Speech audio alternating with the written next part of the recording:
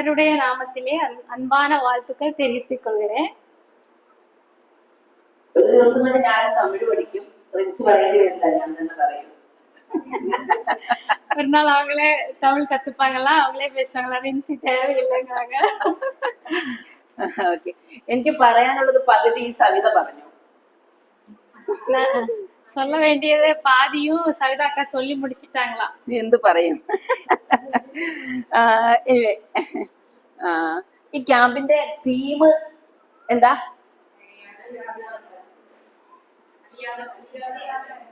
അല്ലല്ലോ, camp theme. ക്യാമ്പിന്റെ theme means നിങ്ങളുടെ ക്യാമ്പിന്റെ പേര് വിമൻ എംപവറിംഗ് ക്യാമ്പ് അല്ലെ? അപ്പോ മനസ്സിലാവുണ്ടാവും അല്ലെ? അപ്പൊ അതിന്റെ അർത്ഥം ഇപ്പൊ ലോകത്തിലെ ഇപ്പത്തെ നമ്മുടെ സമൂഹത്തില് ഏറ്റവും, എന്റെ ഒച്ച കേൾക്കാലോ അല്ലെ, ഒരു വലിയൊരു കാര്യം പറയേണ്ടത് സ്ത്രീകൾ ശക്തിപ്പെടണമെന്നാണ് അല്ലെ? നിങ്ങൾ എല്ലാവരും കേട്ടിട്ടുണ്ടാവും. இந்த காலத்திலேயே நம்ம கேட்கக்கூடிய ஒரு வார்த்தை தான் உமன் எம்பவர்மெண்ட் அப்படிங்கிறது. ஸ்திரீகள் வலிமைப்படுத்தல். அதான் நான் கேட்டுட்டே இருந்தேன், அதுக்கு என்ன ப்ராப்பர் வேர்டுன்னு. ஆற்றலைப்படுத்தல். Okay okay. உமன் எம்பவரிங், அவங்கள ஸ்ட்ரெங்தன் பண்றது, அது ஆற்றலைப்படுத்தல். ஆற்றல் എന്താ മൈക്ക് എടുത്തു? എനിക്ക് മൈക്ക് വേണ്ട. എന്താണ് എന്റെ ശബ്ദം മൈക്കില്ലാണ്ട് നിങ്ങൾക്ക് കേൾക്കാന്ന് എനിക്ക് തോന്നുന്നു അല്ലെ? റൈറ്റ്, മൈക്കില്ലാമേ കേൾക്കാം. ആനന്ദി കേൾക്കാമോ? മതിയായിരിക്കും തോന്നുന്നു. അപ്പോ ഞാൻ പറയണത്, നമുക്ക് ഈ ഒരു മനുഷ്യന്റെ, സ്ത്രീകളുടെ ശക്തി ആത്മാവിൽ എങ്ങനെ കിട്ടും എന്നുള്ളതാണ് നമ്മുടെ വിഷയം അല്ലെ സ്റ്റെല്ല? ஆத்மாவுக்கு எப்படி சக்தி கிடைக்கும் அப்படின்றதுதான் நம்மளுடைய விஷயம். ഞാൻ റെസ്ലി സിസ്റ്ററെ കണ്ടപ്പോ ഞാൻ വിചാരിച്ചു, വളരെ പണ്ട് ഞാൻ രക്ഷിക്കപ്പെട്ട ആദ്യ കാലങ്ങളിൽ ബ്രദർ സെൽവിനൊക്കെ ഉണ്ടായിരുന്നു. അന്ന് ഞാൻ കോളേജിൽ പഠിക്കുന്ന കാലത്ത്. അപ്പൊ ഇന്ന് രാവിലെ ഇവരെ വീണ്ടും കണ്ടപ്പോൾ ഞാൻ പഴയ കാലത്തെ ബന്ധങ്ങൾ വീണ്ടും ഒന്ന് റിഫ്രഷ് ആവുന്ന ഒരു ഭയങ്കര ഫീൽ എനിക്ക് തോന്നി. റൈറ്റ്, ரெக்ஸிலினக்காவே நான் பார்த்த போது காலேஜில் படிச்சுட்டு இருந்தா அந்த காலத்தே ஞாபகம் வந்துருச்சு. அதை பத்தி தான் நினைச்சிட்டு இருந்தோம். അപ്പോ നമ്മൾ ഇന്നത്തെ വിഷയം ഇതൊക്കെ പറഞ്ഞാലും ഇന്ന് നമ്മൾ പറയണത് നശിച്ചു പോകാത്ത നമ്മുടെ അലങ്കാരത്തെ കുറിച്ചാണ്. இன்னைக்கு நம்ம என்ன கத்துக்க போறோம் அப்படின்னா அழியாத அலங்காரத்தை பத்தி தான். നിങ്ങളത് സവിത പറഞ്ഞപ്പോ കേട്ടല്ലോ. അപ്പോ നമുക്കൊരു ശരീരമുണ്ട് അല്ലെ എല്ലാവർക്കും. എനിക്ക് പേരൊന്നും അറിയില്ല, പക്ഷെ ആരെങ്കിലും ഒക്കെ ഉറങ്ങിയ ഞാൻ ആ ആള് ഉറങ്ങുന്നു വിളിച്ചു പറയും. അതുകൊണ്ട് ആരും ഉറങ്ങരുത്. யாரும் தூங்க கூடாது. தூங்குறவங்களை நான் கூப்பிடுவேன், எழுப்பி விட்டுருவேன். ഓക്കെ, അപ്പൊ നമുക്ക് എല്ലാവർക്കും ആദ്യം നമുക്ക് പറയാം. പൗലോസ് പറയുമ്പോഴ് നിങ്ങളുടെ ശരീരത്തെ യോഗ്യമായിട്ട് അലങ്കരിക്കണം എന്ന് പറയുന്നുണ്ട് അല്ലെ? நம்ம சரீரத்தை மானமா நம்ம அலங்கரிக்க வேண்டும் அப்படின்னு தான் பவுலோஸ் அப்போஸ்தலர் சொல்றாரு. ഓക്കെ, അപ്പൊ ലില്ലി എന്ന് പറയുമ്പോ, എന്റെ പേര് ലില്ലി എന്നാണ് സവിത പറഞ്ഞല്ലോ. ലില്ലി എന്ന് പറയുമ്പോ പെട്ടെന്ന് നിങ്ങൾക്ക് ഓർമ്മ വരിക ഈ പുറമെ കാണുന്ന ലില്ലിയാണ് അല്ലെ? லில்லி அப்படின்ற ஒரு வார்த்தை கேட்கும்போது உங்களுக்கு என்னோட பிசிக்கல், அவங்கள உடனே பார்த்த உடனே என்ன ஞாபகம் வருதுன்னா, வெளிப்படையா அவங்கள என்ன பார்க்க முடியுமோ அதெல்லாம் ஞாபகம் வருது. അപ്പൊ ലില്ലി എന്ന് പറഞ്ഞാൽ നിങ്ങൾ പറയും ഒരു ഇരുനിറമുള്ള, കുറച്ച് ചുരുണ്ട മുടിയൊക്കെയുള്ള, ഒരു പിങ്ക് കളർ സാരിയൊക്കെ ഉടുത്ത ആ ആളാണെന്ന് ഞങ്ങളോട് ദൈവജനത്തെ പറഞ്ഞത് നിങ്ങൾ പറയും. வசனத்தை யாரு சொல்லி கொடுக்குறாங்க லில்லி அப்படின்னா, நீங்க மாநிறமுள்ள பிங்க் கலர் சேலை கட்டினா சுருட்ட முடி எல்லாம் அவங்கதான் அப்படின்னு சொல்லுவாங்க. ആര് ട്രാൻസ്ലേറ്റ് ചെയ്യുന്ന വെച്ചാൽ നിങ്ങൾ പറയും ഒരു ഓറഞ്ച് ചുരിദാറൊക്കെ ഇട്ട സൗമ്യമായ ഒരു മുഖമൊക്കെയുള്ള റിൻസി അല്ലെ? யாரு டிரான்ஸ்லேட் பண்றது? சௌமிய சாந்தமுள்ள മുഖമുള്ള റിൻസി, ഓറഞ്ച് സുടി കൊണ്ട റിൻസി. അങ്ങനെയാണ് നമ്മൾ പുറമേ കാണുക. പക്ഷേ ഇതിലപ്പുറത്തേക്ക് ഒരു കാര്യമുണ്ടെന്ന് നമുക്കറിയാം. എന്നാൽ നമ്മുടെ പുറമെയുള്ള മനുഷ്യനെ അലങ്കരിക്കണ്ടേ? നിങ്ങളുടെ അഭിപ്രായം എന്താ സ്റ്റെല്ല? இப்படிதான் நம்ம வெளியுள்ள மனுஷனை பத்தி நம்ம இப்படிதான் பேசுவோம், வெளிப்படையா நம்ம தெரிஞ்சுக்கிறத பொறுத்து. அப்ப நம்ம இது சரியா, வெளிப்படையா அலங்கரிப்பது சரியா? ഓക്കെ, പക്ഷേ പതുക്കെ നിങ്ങൾക്ക് മനസ്സിലാവും ഈ പുറമെ കാണുന്ന ഞാൻ മാത്രല്ല, എന്നിലൊരു ഞാനുണ്ട് അല്ലെ? ആ ഞാൻ എന്ന് പറഞ്ഞാല് എന്റെ പെരുമാറ്റം, എന്റെ വാക്കുകള്, എന്റെ ഇടപെടല്, ഇതൊക്കെ കുറച്ച് കഴിയുമ്പോൾ നിങ്ങൾക്ക് തിരിയും ഈ പുറമേയുള്ള ലില്ലിയെ പോലെ തന്നെ ഉള്ളിൽ ഒരു ലില്ലിയുണ്ട്, ഇന്നർ മാൻ, അങ്ങനെ ഒരാളുണ്ടെന്ന് നിങ്ങൾക്ക് മനസ്സിലാവും. கொஞ்சம் நம்ம அவங்கள்ட்ட ஒருத்தர்கிட்ட நகட்டு பழகினதுக்கு அப்புறம் தான் நமக்கு தெரியும் உள்ளான ஒரு மனிதன் இருக்கு. அதே மாதிரி உள்ளான ஒரு மனிதனை பத்தி அவனோட பிஹேவியர், அவன் நடக்கை எல்லாம் நமக்கு கொஞ்சம் கொஞ்சமா தான் தெரியுது. ഫസ്റ്റ് തിമോത്തി 3:9 2:9 2:9 First Timothy 2:9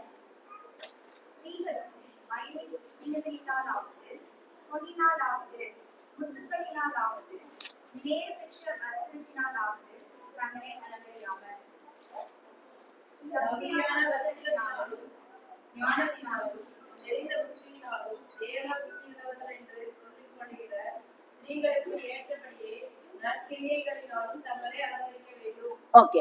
അപ്പൊ അതിൽ നമ്മൾ പറയുന്നത് സ്ത്രീകൾ യോഗ്യമായ വസ്ത്രം ധരിക്കണം. നമുക്കറിയാം ഉൽപ്പത്തി പുസ്തകത്തില് ആദ്യം മനുഷ്യര് പാപം ചെയ്തപ്പോ മനുഷ്യർ എന്തുകൊണ്ടാണ് ആദ്യം വസ്ത്രം ഉണ്ടാക്കിയത്? ആദ്യം ഉണ്ടാക്കിയ വസ്ത്രം എന്തുകൊണ്ടാ? നമുക്ക് പറയാട്ടോ, നമുക്ക് അങ്ങോട്ടും ഇങ്ങോട്ടൊക്കെ പറയാം. എന്താ?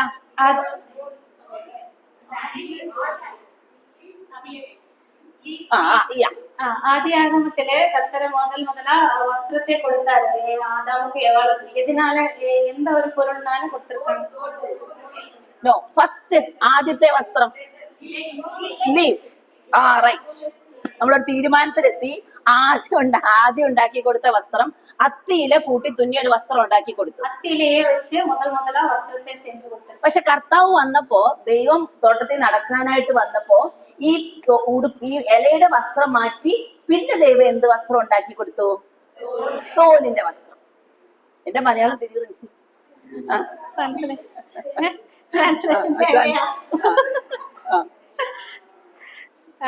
ஃபர்ஸ்ட் வந்து அத்தியிலேயே வந்து தச்சு கொடுத்திருக்காரு. அதுக்கப்புறமா வந்து തോല വെച്ച് വസ്ത്രത്തെ സെഞ്ചു കൊടുത്തിട്ടുണ്ട്. അപ്പൊ ദൈവത്തിന് ഒരു കാര്യം മനസ്സിലായി, അത്തിയിലയുടെ വസ്ത്രം പോരാ, തോലിന്റെ വസ്ത്രം വേണം. അത്തിയിലേക്ക് എന്ത് പറ്റും? വെയിൽ വരുമ്പോ അത് ചുരുണ്ടു പോകും അല്ലേ? അപ്പൊ യോഗ്യമായ വസ്ത്രത്തിന് ദൈവം അവർക്ക് തോൽ കൊണ്ട് വസ്ത്രം ഉണ്ടാക്കി കൊടുത്തു. அத்தியிலே வந்து வெயில் வந்துருச்சுன்னா அது வாடி சுருங்கி போயிடும். அதனால கத்திரிக்கு அது போதாதுன்னு தெரிஞ்சதுக்கு அப்புறமா அவரை வந்து തോലിലെ വസ്ത്രത്തെ സെഞ്ചു കൊടുത്തു. അപ്പൊ ഫസ്റ്റ് തിമോത്തി 3:9 നമ്മൾ വായിച്ചത് യോഗ്യമായ വസ്ത്രം വേണം. 2:9 യോഗ്യമായ വസ്ത്രം വേണമെന്നാണ്. അപ്പൊ നമുക്ക് അതിൽ നിന്ന് പഠിക്കാവുന്ന ഒരു കാര്യം, നമുക്ക് യോഗ്യമായ വസ്ത്രം ധരിക്കണം. ഇന്ന് നിങ്ങൾ വന്ന എല്ലാവരും വളരെ യോഗ്യമായ വസ്ത്രം ധരിച്ചാ വന്നിരിക്കുന്നത് അല്ലെ? എല്ലാവരും യോഗ്യമായ, அனைவரும் வந்து யோகியமான தகுதியான வஸ்திரத்தை அணிந்து தான் வந்திருக்கீங்க. അപ്പൊ ഈ വസ്ത്രം ഓരോ സ്ഥലത്തും ഓരോ പോലെ ആയിരിക്കും. ചിലപ്പോ കേരളത്തിലെ വസ്ത്രം ആയിരിക്കില്ല തമിഴ്നാട്ടിലെ വസ്ത്രം, തമിഴ്നാട്ടിലെ വസ്ത്രം ആയിരിക്കില്ല കർണാടകയിലെ വസ്ത്രം. അത് ഓരോ ദേശത്തിനും ഓരോ ഭാഷയ്ക്കും ഓരോ കൾച്ചറിനും അനുസരിച്ച് വ്യത്യാസം ഉണ്ടാവും. ஒவ்வொரு கல்ச்சருக்கும் ஏற்றபடி ஒவ்வொரு தேசத்திலும் வந்து விதவிதமா வஸ்திரம் தரிப்பாங்க. കല്യാണത്തിന് പോകുന്ന പോലെ നമ്മൾ ക്യാമ്പിന് വരില്ല അല്ലെ? கல்யாணத்துக்கு போற மாதிரி நம்ம கேம்புக்கு வர போறது கிடையாது. ചന്തയ്ക്ക് പോണ പോലെ കല്യാണത്തിന് പോകുമോ? നോനോ. മാർക്കറ്റ് പോற மாதிரி நம்ம கேம்புக்கு வரது கிடையாது. അതാണ് ദൈവത്തിന്റെ വചനം പറയുന്നത്, യോഗ്യമായ വസ്ത്രം വേണം. அதுதான் தகுதியான வஸ்திரம் அப்படின்றது கர்த்தர் சொல்றாரு. അപ്പൊ നമ്മളിപ്പോ കല്യാണത്തിനൊക്കെ പോവാണെങ്കിൽ ശരിക്കും സമയമൊക്കെ എടുത്ത് ഒരുങ്ങി, സവിത പറഞ്ഞ പോലെ ബ്യൂട്ടി പാർലറിൽ വേണമെങ്കിൽ പോയി, கல்யாணம் திருமணத்துக்கெல்லாம் நம்ம கிளம்பும் போது வேணா பியூட்டி பார்லர் கூட போய் നമ്മളെ അലങ്കരിப்போம். പക്ഷെ നമുക്കൊരു കാര്യം അറിയാം, ഈ അലങ്കാരം കുറച്ച് കഴിയുമ്പോ എന്തായി പോവും? നശിച്ചു പോവും അല്ലെ? ஆனா நமக்கு ஒரு உண்மை தெரியும், இந்த அலங்கரிப்பு எல்லாமே அழிந்து போகக்கூடியதா இருக்கிறது. എന്നാൽ അലങ്കരിക്കരുതെന്ന് ദൈവം പറഞ്ഞിട്ടില്ല, യോഗ്യമായ വസ്ത്രം ധരിക്കണം. அலங்கரிக்க கூடாது அப்படின்றது கர்த்தர் சொல்லல. ஆனா தகுதியான வஸ்திரத்தை அலங்கரிப்பு தேவைப்படுதுன்னு கர்த்தர் சொல்லியிருக்காங்க. അപ്പൊ ഒരലങ്കാരം മോശമെന്നോ ഒരലങ്കാരം നല്ലതെന്നോ പറയാൻ നമുക്ക് പറ്റുമോ? ஒரு அலங்கரிப்பு வந்து ரொம்ப மோசமா இருக்கு, ஒண்ணு வந்து நல்லா இல்ல அப்படின்னு நம்ம சொல்ல முடியுமா? ഇപ്പൊ കേരളത്തിൽ വന്നിട്ട് തലയിൽ മുല്ലപ്പൂവും കൂടി ഞായറാഴ്ച ആരാധനയ്ക്ക് വന്നാല് ഞങ്ങളുടെ ആളുകൾ ഇങ്ങനെ നോക്കും. கேரளால வந்து மல்லிகைப்பூ வச்சுக்கிட்டு ஆராதனை சர்ச்சுக்கெல்லாம் வந்தீங்க அப்படின்னா எல்லாரும் ஒரு மாதிரி பார்ப்பாங்க. പക്ഷെ തമിഴ്നാട്ടിലോ അങ്ങനല്ല. തമിഴ്നാട്ടിൽ அப்படி கிடையாது. അതാ ഞാൻ പറഞ്ഞത്. അപ്പൊ അതിന്റെ ഒരു വ്യത്യാസം ഉണ്ട്, അത് നമുക്ക് പ്രശ്നമല്ല. அந்த ஒரு வித்தியாசம் அங்க இருக்குது. പക്ഷേ ബൈബിളിലേക്ക് നമ്മൾ സൂക്ഷിച്ചു നോക്കിയാല് ബൈബിളിൽ ഇങ്ങനെ ഈ നമ്മുടെ സ്ത്രീകളെ കുറിച്ച് പറഞ്ഞപ്പോ മഗ്ദല മറിയം, മേരി അവരെയൊക്കെ കുറിച്ച് പറഞ്ഞപ്പോഴും അവരുടെ അലങ്കാരത്തെ കുറിച്ച് എന്തെങ്കിലും പറഞ്ഞിട്ടുണ്ടോ? பைபிள்ல நம்ம பார்த்தோம் அப்படின்னா தேவ பக்தி உள்ள ஸ்திரீகளோட அலங்கார பத்தி மக்தல மாதிரியும் அவங்களோட அலங்காரத்தை பத்தி எல்லாம் நம்ம பார்த்திருக்கோமா? ഉണ്ടോ? ഇല്ല. ഓക്കെ. നമ്മുടെ കർത്താവ് എങ്ങനെയുള്ള ആളായിരുന്നിരിക്കാം? நமக்கு இயேசு கிறிஸ்து നമ്മുടെ കർത്താവായ യേശു ക്രിസ്തു എപ്പിപ്പെട്ട ആളാ ഇരുന്നിരിக்கலாம்? നോ ഐഡിയ അല്ലെ? ഒരു വാക്യവും കർത്താവിന്റെ ശരീരത്തെ കുറിച്ച്, ശരീര ഭംഗിയെ കുറിച്ചോ ഒന്നും ബൈബിളിൽ ഇല്ല. கர்த்தருடைய உடம்பை பத்தியோ சரீரத்தை பத்தியோ நமக்கு எந்த ஒரு தகவலும் பைபிள்ல இருந்து கிடைக்கிறது. അപ്പോ ഈ കാര്യത്തിന് അത്രയ്ക്ക് പ്രാധാന്യമേ ഉള്ളൂ. அதனால நம்ம தெரிஞ்சுக்க முடியும் இந்த ஒரு விஷயத்துக்கு உடம்புறமா சரீரபூர்வமா அலங்கரிப்புக்கு அந்த அளவுக்கு தான் இம்பார்ட்டன்ஸ், முக்கியத்துவம் பைபிள்ல கொடுத்திருக்கு. അപ്പൊ ഒരു കാര്യം പക്ഷെ നമ്മൾ ഓർക്കണം, യോഗ്യമായ വസ്ത്രം ധരിക്കണം. ஆனா ஒரு விஷயம் நம்ம சரியா புரிஞ்சுக்கணும், தகுதியான ஒரு வஸ்திரத்தை தான் நம்ம ധരിച്ചു കൊള്ള வேண்டும். ഇനി 1 കൊരിന്ത്യർ 16:6-19-20 പറയുന്ന കാര്യം ഞാൻ പെട്ടെന്ന് പറയാം. നിങ്ങളുടെ ശരീരം പരിശുദ്ധാത്മാവിന്റെ മന്ദിരമാണ്. 1 കൊരിന്ത്യർ 6:19-20 അതില് நம்ம என்ன பாக்குறோம் அப்படின்னா, പരിശുദ്ധാത്മാവിന്റെ മന്ദിരമാണ് നമ്മുടെ ശരീരം. നമ്മുടെ ശരീരത്തില് പരിശുദ്ധാത്മാവ് വസിക്കുന്നുണ്ട്. അതുകൊണ്ട് നമ്മുടെ ശരീരത്തെ നമ്മൾ എന്ത് ചെയ്യണം? നന്നായി തന്നെ കൊണ്ടെടുക്കണം അല്ലെ? പരിശുദ്ധാത്മാവ് വസിക്കുന്ന ശരീരം ആയതുകൊണ്ട് നമ്മുടെ ശരീരത്തെ ശ്രദ്ധിക്കുകയും സൂക്ഷിക്കുകയും ചെയ്യേണ്ടത് നമ്മുടെ ഉത്തരവാദിത്തമാണ്. பரிசுத்த ஆவி வாசம் பண்ணக்கூடிய ஆலயமா நம்மளோட சரீரம் இருக்கிறதுனால அதை கவனமா பாத்துக்க வேண்டியது அவசியமா இருக்கு. രണ്ടാമത്, ഒന്ന് നമ്മൾ പറഞ്ഞു പരിശുദ്ധാത്മാവിന്റെ മന്ദിരമാണ്, അതുകൊണ്ട് നമ്മൾ ശ്രദ്ധിക്കണം. 2, നമ്മുടെ വസ്ത്രധാരണം മറ്റുള്ളവർക്ക് ഒരു ഇടർച്ചയായി തീരരുത്. நம்மளுடைய அலங்கரிப்பு இல்லைன்னா வஸ்திரம் அடுத்தவங்களுக்கு இடரெல்லாம் இருக்கக்கூடாது அப்படின்றது. ആളുകൾ ഇങ്ങനെ പറയും, സ്ത്രീകളുടെ വസ്ത്രധാരണം കൊണ്ടാണ് പുരുഷന്മാർ തെറ്റ് ചെയ്യുന്നത്. നിങ്ങൾ കേട്ടിട്ടുണ്ടാവും. நீங்க இப்படி கேள்விப்பட்டிருக்கீங்க, ஸ்திரீகள் போடுற வஸ்திரத்தோட பிரச்சனைனாலதான் குறைனாலதான் ஆண்கள் தப்பு பண்றாங்க அப்படின்றது. അതുകൊണ്ട് ഒരു പ്രമാണം ഇതാണ്, നമ്മുടെ വസ്ത്രധാരണം മറ്റുള്ളവർക്ക് ഒരു ഇടർച്ചയായി തീരരുത്. அதனாலே முதலாவது ஒரு பிரமாணம் இருக்கிறது என்னென்றால், வஸ்திரம் அடுத்தவங்களுக்கு மற்றவங்களுக்கு இடரெல்லாம் இருக்கக்கூடாது அப்படின்றதுதான். മനുഷ്യര് കണ്ണിന് കാണുന്നത് പോലെ നോക്കുന്നു, ദൈവമോ ഹൃദയത്തെ നോക്കുന്നു. மனிதர்கள் பார்வைக்கு என்ன தெரியுதோ அதுதான் பார்ப்பாங்க, ஆனா கர்த்தர் இதயத்தை பார்ப்பாரு. അപ്പൊ അതുകൊണ്ട് കണ്ണിന് കാണുന്നത് പോലെ മനുഷ്യര് കാണുന്നത് കൊണ്ട് നമ്മുടെ വേഷം കൊണ്ട് മറ്റൊരാൾക്കും ഒരു പ്രശ്നം വരരുത്.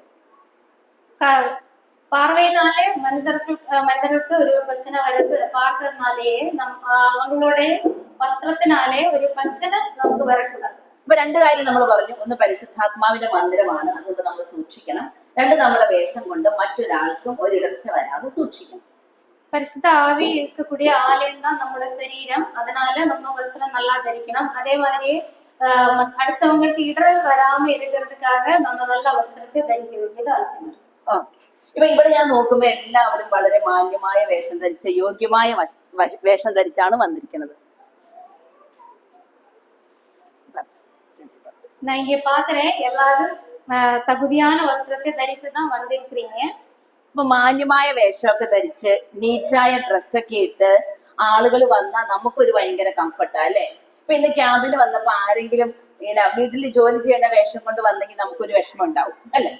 கேம்புக்கு வரக்கூடியவங்க எல்லாருமே யோசிச்சு பாருங்க, வீட்டுல நம்ம போடக்கூடிய வஸ்திரத்தை நம்ம தரித்து வந்தோம் அப்படின்னா எப்படி இருந்திருக்கும்? അപ്പൊ ദൈവമാണ് നമുക്ക് ശരീരം തന്നത്, നമുക്ക് കളറ് തന്നത്, നമുക്ക് മുടി തന്നത്, നമുക്ക് വണ്ണം തന്നത്, നമ്മൾ സ്ലിം ആയിരിക്കുന്നതൊക്കെ നമ്മുടെ ഇഷ്ടം കൊണ്ടാണോ? നമ്മുടെ ചോയ്സ് ആണോ? நம்மளோட உடம்ப நம்மளோட சாய்ஸ் கிடையாது. அது உடம்பு ஸ்லிம்மா இருக்கலாம், குண்டா இருக்கலாம், அதே மாதிரியே സ്കിൻ കളർ വ്യത്യാസമാ இருக்கலாம். ഇത് ഏതും നമ്മ കയ്യിൽ கிடையாது.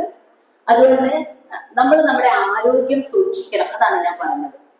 அதனாலே நம்ம ஆரோக்கியமா இருக்க வேண்டும். ക്ഷീണിപ്പിക്കരുത്, ശരീരത്തെ ക്ഷീണിപ്പിക്കരുത്. ശരീരത്തെ வந்து ரொம்ப ஒல்லியா வச்சுக்கிற மாதிரி நம்ம நடத்தக்கூடாது. അതുപോലെ ബോഡി ഷെയ്മിങ് അത് പറഞ്ഞാൽ എന്താ പിള്ളേർക്ക് ശരിക്കും മനസ്സിലാവും അല്ലെ? എന്താണ് ബോഡി ഷെയ്മിങ് എന്ന് പറഞ്ഞാല് വലിയവർക്ക് മനസ്സിലാവും, നമ്മുടെ പഴയ ആൾക്കാർക്ക് ചിലപ്പോൾ മനസ്സിലാവില്ല. பாடி ஷேமிங் அப்படின்னா என்ன, இளைய தலைமுறைக்கு அது புரியும். ஆனா பழைய ஆளுங்களுக்கு தெரியுமா தெரியல. എന്താന്ന് പറഞ്ഞു?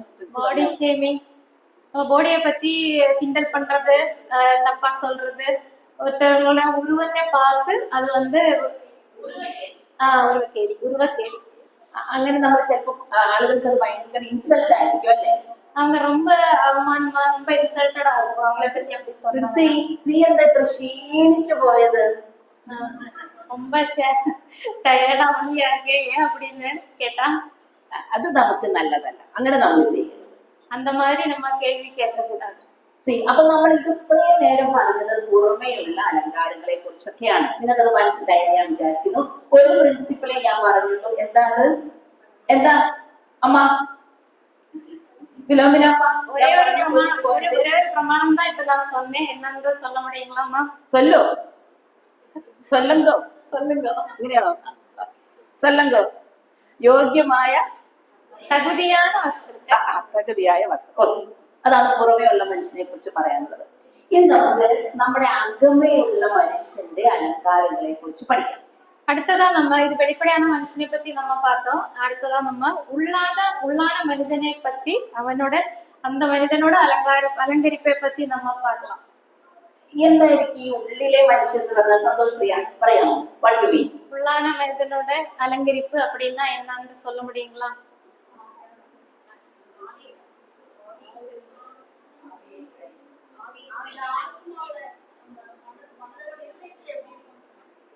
ആത്മാവിലെ ഹൃദയത്തില് എങ്ങനെ ഉണ്ടാവും? ആത്മാവിലെ ഹൃദയത്തില് എന്ന് പറഞ്ഞാല് എന്നെ ഞാനാക്കുന്നത് ഈ ശരീരം മാത്രമല്ല അല്ലെ? എന്റെ ക്യാരക്ടർ ഉണ്ട്, എന്റെ വാക്കുകളുണ്ട്, എന്റെ ഇടപെടലുണ്ട്, ഇതൊക്കെയാണ് എന്നെ ഞാനാക്കുന്നത്. അപ്പൊ ആ ഉള്ളിലെ മനുഷ്യനെ എങ്ങനെ അലങ്കരിക്കണം എന്നാണ് നമ്മളത് ആദ്യ സവിത പറഞ്ഞപ്പോ നമ്മളോട് പറഞ്ഞ കാര്യങ്ങൾ. ഉള്ളിലെ മനുഷ്യന് കുറച്ച് ആഭരണം ഉണ്ടെന്ന് പറഞ്ഞു. പുറമേയുള്ള മനുഷ്യൻ എന്തൊക്കെയാ? വളയുണ്ട്, മാലയുണ്ട്, കമ്മലുണ്ട്, ഡ്രസ്സുണ്ട്. അതുപോലെ തന്നെ നമ്മുടെ ഉള്ളിലുള്ള മനുഷ്യന് കുറച്ച് അലങ്കാരങ്ങളുണ്ട്. நம்ம வெளிப்படையா நம்ம பார்க்கக்கூடிய அந்த மனிதனுக்கு அலங்காரம் இருக்கிறது போலயே நமக்கு உள்ளான இருக்கக்கூடிய மனிதனுக்கும் நிறைய அலங்காரங்கள் தேவைப்படுது. അത് പറഞ്ഞിരിക്കുന്നത് 1 തിമോത്തി 2:9 മുതൽ 10 വരെയുള്ള വാക്യങ്ങളിലും அது வந்து 1 തിമോത്തേയു 2ാം അധികാരം 9-10 വചനങ്ങളിലും 1 പത്രോസ് 3:3 മുതൽ 6 വരെയുള്ള വാക്യങ്ങളിലുമാണ്. 1 പേതുരു 3:3-6 വരേക്കും. അത് ആദ്യം വായിച്ചുകൊണ്ട് നമ്മൾ വായിക്കുന്നില്ല, നിങ്ങൾക്കറിയാം, നിങ്ങൾ എഴുതിയാൽ മതി റെഫറൻസ്. ഫസ്റ്റ് പഠിച്ചதுனால நம்ம படிக்க போறதில்ல, நீங்க அப்புறமா படிக்கலாம். ഞാൻ ഒന്ന് ഓടിച്ച് പറയാം. ലജ്ജാശീലം, സുബോധം, நானும் தெளிந்த புத்தி, സൽപ്രവൃത്തികൾ, நற்கிரியைகள், தேவபக்தி, നിർമ്മലമായ നടപ്പ്, கற்புள்ள நடக்கை, സൗമ്യത, സാവധാനത, சாந்தமும் மனத்தாழ்மையும், ഭർത്താക്കന്മാർക്ക് കീഴടങ്ങുക, പുരുഷர்களுக்கு കീഴ്പ്പടിந்திருக்கிறது, നന്മയെ ചെയ്യുന്നത്. നിങ്ങൾ അലങ്കാരങ്ങളുടെ ലിസ്റ്റ് കേട്ടല്ലോ. ലിസ്റ്റ് പോയിന്റ്സ് പുറമെയുള്ള അലങ്കാരം, അതായത് മാലയും കമ്മലും വളയും പൗഡറും മേക്കപ്പും ഒക്കെ കുറച്ച് കഴിയുമ്പോൾ നശിച്ചു പോകും. പക്ഷെ ഈ ഉള്ളിലുള്ള മനുഷ്യന്റെ അലങ്കാരങ്ങള് ഒരിക്കലും നശിച്ചു പോകില്ല. நம்ம வெளியே போடக்கூடிய பவுடர், வளையல், அந்த மாதிரி ஆர்னமெண்ட்ஸ் எல்லாமே அழிந்து போகக்கூடியதா இருக்கிறது. ஆனா உள்ளான மனிதனுக்கு நம்ம கொடுக்கக்கூடிய அலங்காரம் வந்து அது ஒரு காலம் அழியாத ஒரு அலங்காரமா இருக்கு. அப்ப ഈ അലങ്കാരമൊക്കെ ഉള്ളവരൊന്ന് കൈവെക്കുവോ? இந்த மாதிரி அலங்காரங்கள் எல்லாம் உள்ளவங்க கை தூக்குங்க. എല്ലാവർക്കും ഉണ്ട് അല്ലെ? നമ്മൾ രക്ഷിക്കപ്പെട്ടപ്പോ നമുക്ക് എല്ലാവർക്കും ഈ അലങ്കാരങ്ങൾ കിട്ടിയിട്ടുണ്ട്. எல்லாருக்கும் கிடைச்சிருக்கு, இருக்கிறது. நம்ம രക്ഷിക്കപ്പെട്ടதுக்கு அப்புறமா രക്ഷിப்புக்கு അപ്പുറமா നമുക്ക് ഇതെല്ലാം கிடைச்சிருக்கு. പക്ഷേ നമുക്ക് ചിലപ്പം ഈ അലങ്കാരങ്ങൾ ഇങ്ങനെ വർദ്ധിച്ചു വരും. இது வந்து அப்படியே பெரிதாக நிறைய நமக்கு இந்த மாதிரி அலங்காரங்கள் வந்துட்டே இருக்குதா, வளர்ச்சி இருக்குதா? പുറമേയുള്ള മനുഷ്യന്റെ അലങ്കാരങ്ങൾ കുറഞ്ഞു പോകുമ്പോ ഉള്ളിലുള്ള മനുഷ്യന്റെ അലങ്കാരങ്ങൾ വർദ്ധിച്ചു വരും. வெளிப்படையான நம்ம பார்க்கக்கூடிய அந்த மனிதனோட அலங்கரிப்பு எல்லாம் அது அழிந்து அழிந்து போகும்போது உள்ளான மனிதனுக்குள்ள அந்த இந்த மாதிரி அலங்காரங்கள் எல்லாம் அது வந்து வளர்ச்சி அடைஞ்சிட்டே வரும். ഇനി നമുക്ക് ഈ അലങ്കാരത്തിന്റെ പ്രത്യേകതകൾ എന്തൊക്കെയാണെന്ന് നോക്കാം. இந்த மாதிரி அலங்காரங்கள் அதோட സ്പെഷ്യാലിറ്റീസ് എന്നാന്നത് നമ്മൾ பார்க்கலாம். ഒന്നാമത് ഇത് ഹൃദയത്തിലെ മനുഷ്യനെയാണ് നമ്മൾ അലങ്കരിക്കേണ്ടത്. ഒന്നാമதாக இதயத்திலே மனுஷனை வந்து நம்ம அலங்கரிக்க வேண்டும். പുറമേയുള്ള മനുഷ്യനെ അലങ്കരിക്കാൻ നമുക്ക് ചെലവുണ്ടെന്ന് നമ്മൾ പറഞ്ഞു. എന്താ ചെലവ്? வெளிப்படையான மனுஷனை நம்ம அலங்கரிக்கிறதுக்கு செலவு இருக்கு, நிறைய செலவு இருக்கு. ഒരു ക്രീം വാങ്ങണമെങ്കിൽ പൈസ കൊടുക്കണം, പൗഡർ വാങ്ങണമെങ്കിൽ പൈസ കൊടുക്കണം, അല്ലെ? മുടിയിലിടുന്ന ഒരു ക്ലിപ്പ് വാങ്ങണമെങ്കിൽ പൈസ കൊടുക്കണം. എല്ലാത്തിനും പണം தேவை. എല്ലാവർക്കും പണം വേണം, അല്ലെ? പക്ഷെ ഈ ഉള്ളിലുള്ള മനുഷ്യനെ, ഈ ഹൃദയത്തിലെ മനുഷ്യനെ അലങ്കരിക്കാനും കുറച്ച് പൈസയൊക്കെ വേണം. உள்ளாத மனிதனை அலங்கரிக்கிறதுக்கு நம்ம அதுக்கும் பணம் தேவைப்படுது, செலவு இருக்கு. വേണോ? ആകെപ്പാടെ പ്രശ്നമായി. ഇതിന് പൈസ വേണോ? ആ പൈസ എന്താന്നൊക്കെ ഞാൻ പറയാം, നമുക്ക് പറയാവേ. அந்த செலவு என்னன்றது நான் சொல்றேன். അപ്പോ ഈ ഹൃദയത്തിലെ മനുഷ്യനെയാണ് നമ്മൾ എപ്പോഴും അലങ്കരിക്കേണ്ടത്. അത് നമ്മൾ ഓർത്തോണം. പുറമേ ഉള്ളത് നശിച്ചു പോവുകയും ഉള്ളിലെ മനുഷ്യനെ അലങ്കരിക്കുന്നത് വർദ്ധിച്ചു വരികയും ചെയ്യുന്നത് കൊണ്ട് നമ്മൾ ഈ ഉള്ളിലെ മനുഷ്യനെയാണ് അലങ്കരിക്കേണ്ടത് എന്ന് എപ്പോഴും നമ്മുടെ ഓർമ്മയിൽ സൂക്ഷിക്കണം. வெளியப்படையா இருக்கக்கூடிய மனிதனோட அலங்கரிப்பு வந்து அழிஞ்சிட்டே இருக்கிறதுனாலே உள்ளான மனிதனை வந்து கொஞ்சம் கொஞ்சமா நம்ம അലങ്കരിച്ചിട്ടേ വരണം. നമ്മുടെ സത്യത്തിൽ നമ്മുടെ മോഡൽ ആരാണെന്ന് നമുക്കറിയാം. ആരെ പോലെയാണ് നമുക്ക് അലങ്കരിക്കേണ്ടത്? ആരെ പോലെയാണ് നമുക്ക് ആയിത്തീരേണ്ടത്? நம்மளோட மாடல் யாருன்னு சொல்லுங்க. யார மாதிரி நம்ம அது மாதிரி நம்ம യേശു மாதிரி நம்ம இருக்கணும். അപ്പോ 1 കൊരിന്ത്യർ 2:16 പറഞ്ഞൊരു വാക്യമുണ്ട്, നാമോ ക്രിസ്തുവിന്റെ മനസ്സുള്ളവരാകുന്നു. 2 കൊരിന്ത്യർ 2:16 ക്രിസ്തുവിന്റെ മനസ്സുള്ളവരാകുന്നു. கிறிஸ்துவின் சிந்தையுள்ளவர்களா இருக்க வேண்டும். അപ്പൊ നമ്മുടെ ചിന്തകളും നമ്മുടെ വിചാരങ്ങളും നമ്മുടെ ആഗ്രഹങ്ങളും ക്രിസ്തുവിനെ പോലെ ആകുമ്പോൾ മാത്രമേ നമ്മുടെ ഈ ഹൃദയത്തിലെ മനുഷ്യനെ നമുക്ക് അലങ്കരിക്കാനായിട്ട് പറ്റുള്ളൂ. എന്ന് പറഞ്ഞാൽ നമ്മുടെ മനസ്സ് ആരുടെ മനസ്സാവണം? ക്രിസ്തുവിന്റെ മനസ്സാണ്. கிறிஸ்துவினுடைய மனசு மாதிரியே, யோசனை மாதிரியே, சிந்தைகள் மாதிரியே நம்மை வளர வேண்டும். சுருக்கம் சொல்லணும் அப்படின்னா ക്രിസ്തുവിനുடைய മനത് മാതിരി നമ്മളോட മനതും இருக்க வேண்டும். ഓക്കെ, അതാണ് ഒന്നാമത്തെ കാര്യം. ഹൃദയത്തിലെ മനുഷ്യനെയാണ് നമ്മൾ അലങ്കരിക്കേണ്ടത്. அதான் ஒன்னாவது நான் சொல்ல வேண்டியது, ഹൃദയത്തിൽ இருக்கக்கூடிய உள்ளான மனிதனை അലങ്കരിக்க வேண்டும். ഇനി രണ്ടാമത്, ദൈവസന്നിധിയിൽ വിലയേറിയതാണ് ഈ ആഭരണങ്ങളെല്ലാം. ഈ ഉള്ളിലെ മനുഷ്യന്റെ ആഭരണങ്ങളെല്ലാം ദൈവത്തിന്റെ സന്നിധിയിൽ വളരെ വിലയുള്ളതാണ്. கர்த்தருடைய பிரசன்னத்திலே கர்த்தர் முன்பாக வந்து இதெல்லாம் ரொம்ப விலையேற பெற்றது அப்படின்னு நம்ம பார்க்க முடியும். അപ്പൊ ആരുടെ സന്നിധിയിലാണ് വില? മനുഷ്യരുടെ സന്നിധിയിലല്ല, ദൈവത്തിന്റെ സന്നിധിയില് വളരെ വിലയുള്ള ആഭരണങ്ങളാണ് ഇതെന്നാണ് പത്രോസ് പറയുന്നത്. വളരെ വിലയുള്ള ആഭരണങ്ങളാണ്. மனிதர்கள் முன்னாடி இது விலையேற பெற்றது அப்படின்னு சொல்ல முடியாது. கர்த்தர் முன்னாடி மட்டும்தான் இது മനുഷ്യന് നോക്കുമ്പോ ചിലപ്പോ അത്ര വിലയൊന്നും കാണില്ല. നമ്മുടെ സൽസ്വഭാവത്തിനോ നമ്മുടെ നല്ല പെരുമാറ്റത്തിനോ നമ്മുടെ ശാന്തതയ്ക്കോ നമ്മുടെ സൗമ്യതയ്ക്കോ ആളുകൾ നോക്കുമ്പോ ചിലപ്പോ വലിയ വിലയൊന്നും കാണില്ല. நம்மளுடைய மனத்தாழ்மை, சாந்தம், அந்த மாதிரி நல்ல நடக்கை இதெல்லாம் பார்த்துட்டு ஆட்கள் வந்து நல்லா இருக்கு, எல்லாம் விலையேற பெற்றது அப்படின்னு சொல்றதுக்கு வாய்ப்புகள் கம்மியா இருக்கு. പക്ഷെ ദൈവം നോക്കുമ്പോ ഈ ഹൃദയത്തിലെ മനുഷ്യനെ അലങ്കരിച്ചു വെച്ചാല് ദൈവം നോക്കുമ്പോ ദൈവം പറയും, എത്ര വിലയുള്ള ആഭരണങ്ങളാണ് എന്റെ ലിൻസിമോള് ധരിച്ചിരിക്കുന്നത്. அப்படியே கர்த்தர் பார்க்கும்போது உன்னால மனிதனை பார்த்துட்டு கர்த்தர் அப்படியே சொல்லுவாங்க, எவ்வளவு விலையேற பெற்ற அலங்கரிப்பு எனக்கு இருக்கிறது அப்படின்றது சொல்லுவாங்க. അതാണ് രണ്ടാമത്തെ കാര്യം. அதுதான் ரெண்டாவது சொல்லுவாங்க. ഇനി മൂന്നാമത്തെ കാര്യം 1 പത്രോസ് 3:5 പണ്ട് ദൈവത്തിൽ പ്രത്യാശ വെച്ചിരുന്ന വിശുദ്ധ സ്ത്രീകൾ തങ്ങളെ തന്നെ അലങ്കരിച്ച് ഭർത്താക്കന്മാർക്ക് കീഴടങ്ങിയിരുന്നത് അങ്ങനെയാണ്. 1 പേതുരു 3:5 என்ன சொல்றோம் அப்படின்னா, ദൈവത്തിൽ പ്രത്യാശ വെച്ചിരുന്ന വിശുദ്ധ സ്ത്രീകൾ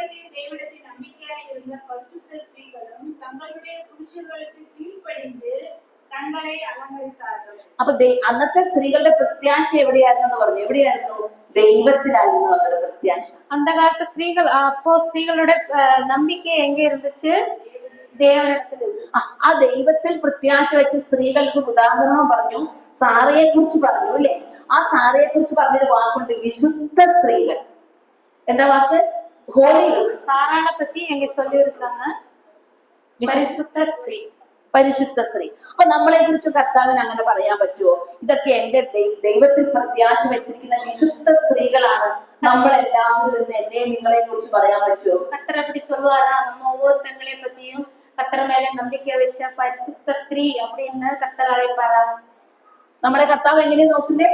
വിശുദ്ധ സ്ത്രീകള്. നമ്മുടെ മുഖമൊക്കെ ഇങ്ങനെ തേജസ്സിന്മേൽ തേജസ് പ്രാപിച്ച് വെട്ടി തിളങ്ങുന്ന വിശുദ്ധ സ്ത്രീകളാണ് ഇവിടെ ഇരിക്കുന്ന സ്ത്രീകള്. கர்த்தரோட பார்வையில நம்மளெல்லாம் பரிசுத்த ஸ்திரீகள் தான். அப்படியே முகம் எல்லாம் பிரகாசமா இருக்கும். அந்த மாதிரி பரிசுத்த ஸ்திரீகளா தான் கர்த்தர் வந்து நம்மளை பார்க்கணும். സാറയെ കുറിച്ച് അങ്ങനെയാ പറഞ്ഞല്ലേ, ദൈവത്തിൽ പ്രത്യാശ വെച്ചിരുന്ന വിശുദ്ധ സ്ത്രീ. சாராளை பத்தியும் அப்படிதான் வசனத்துல சொல்லி இருக்கிறது.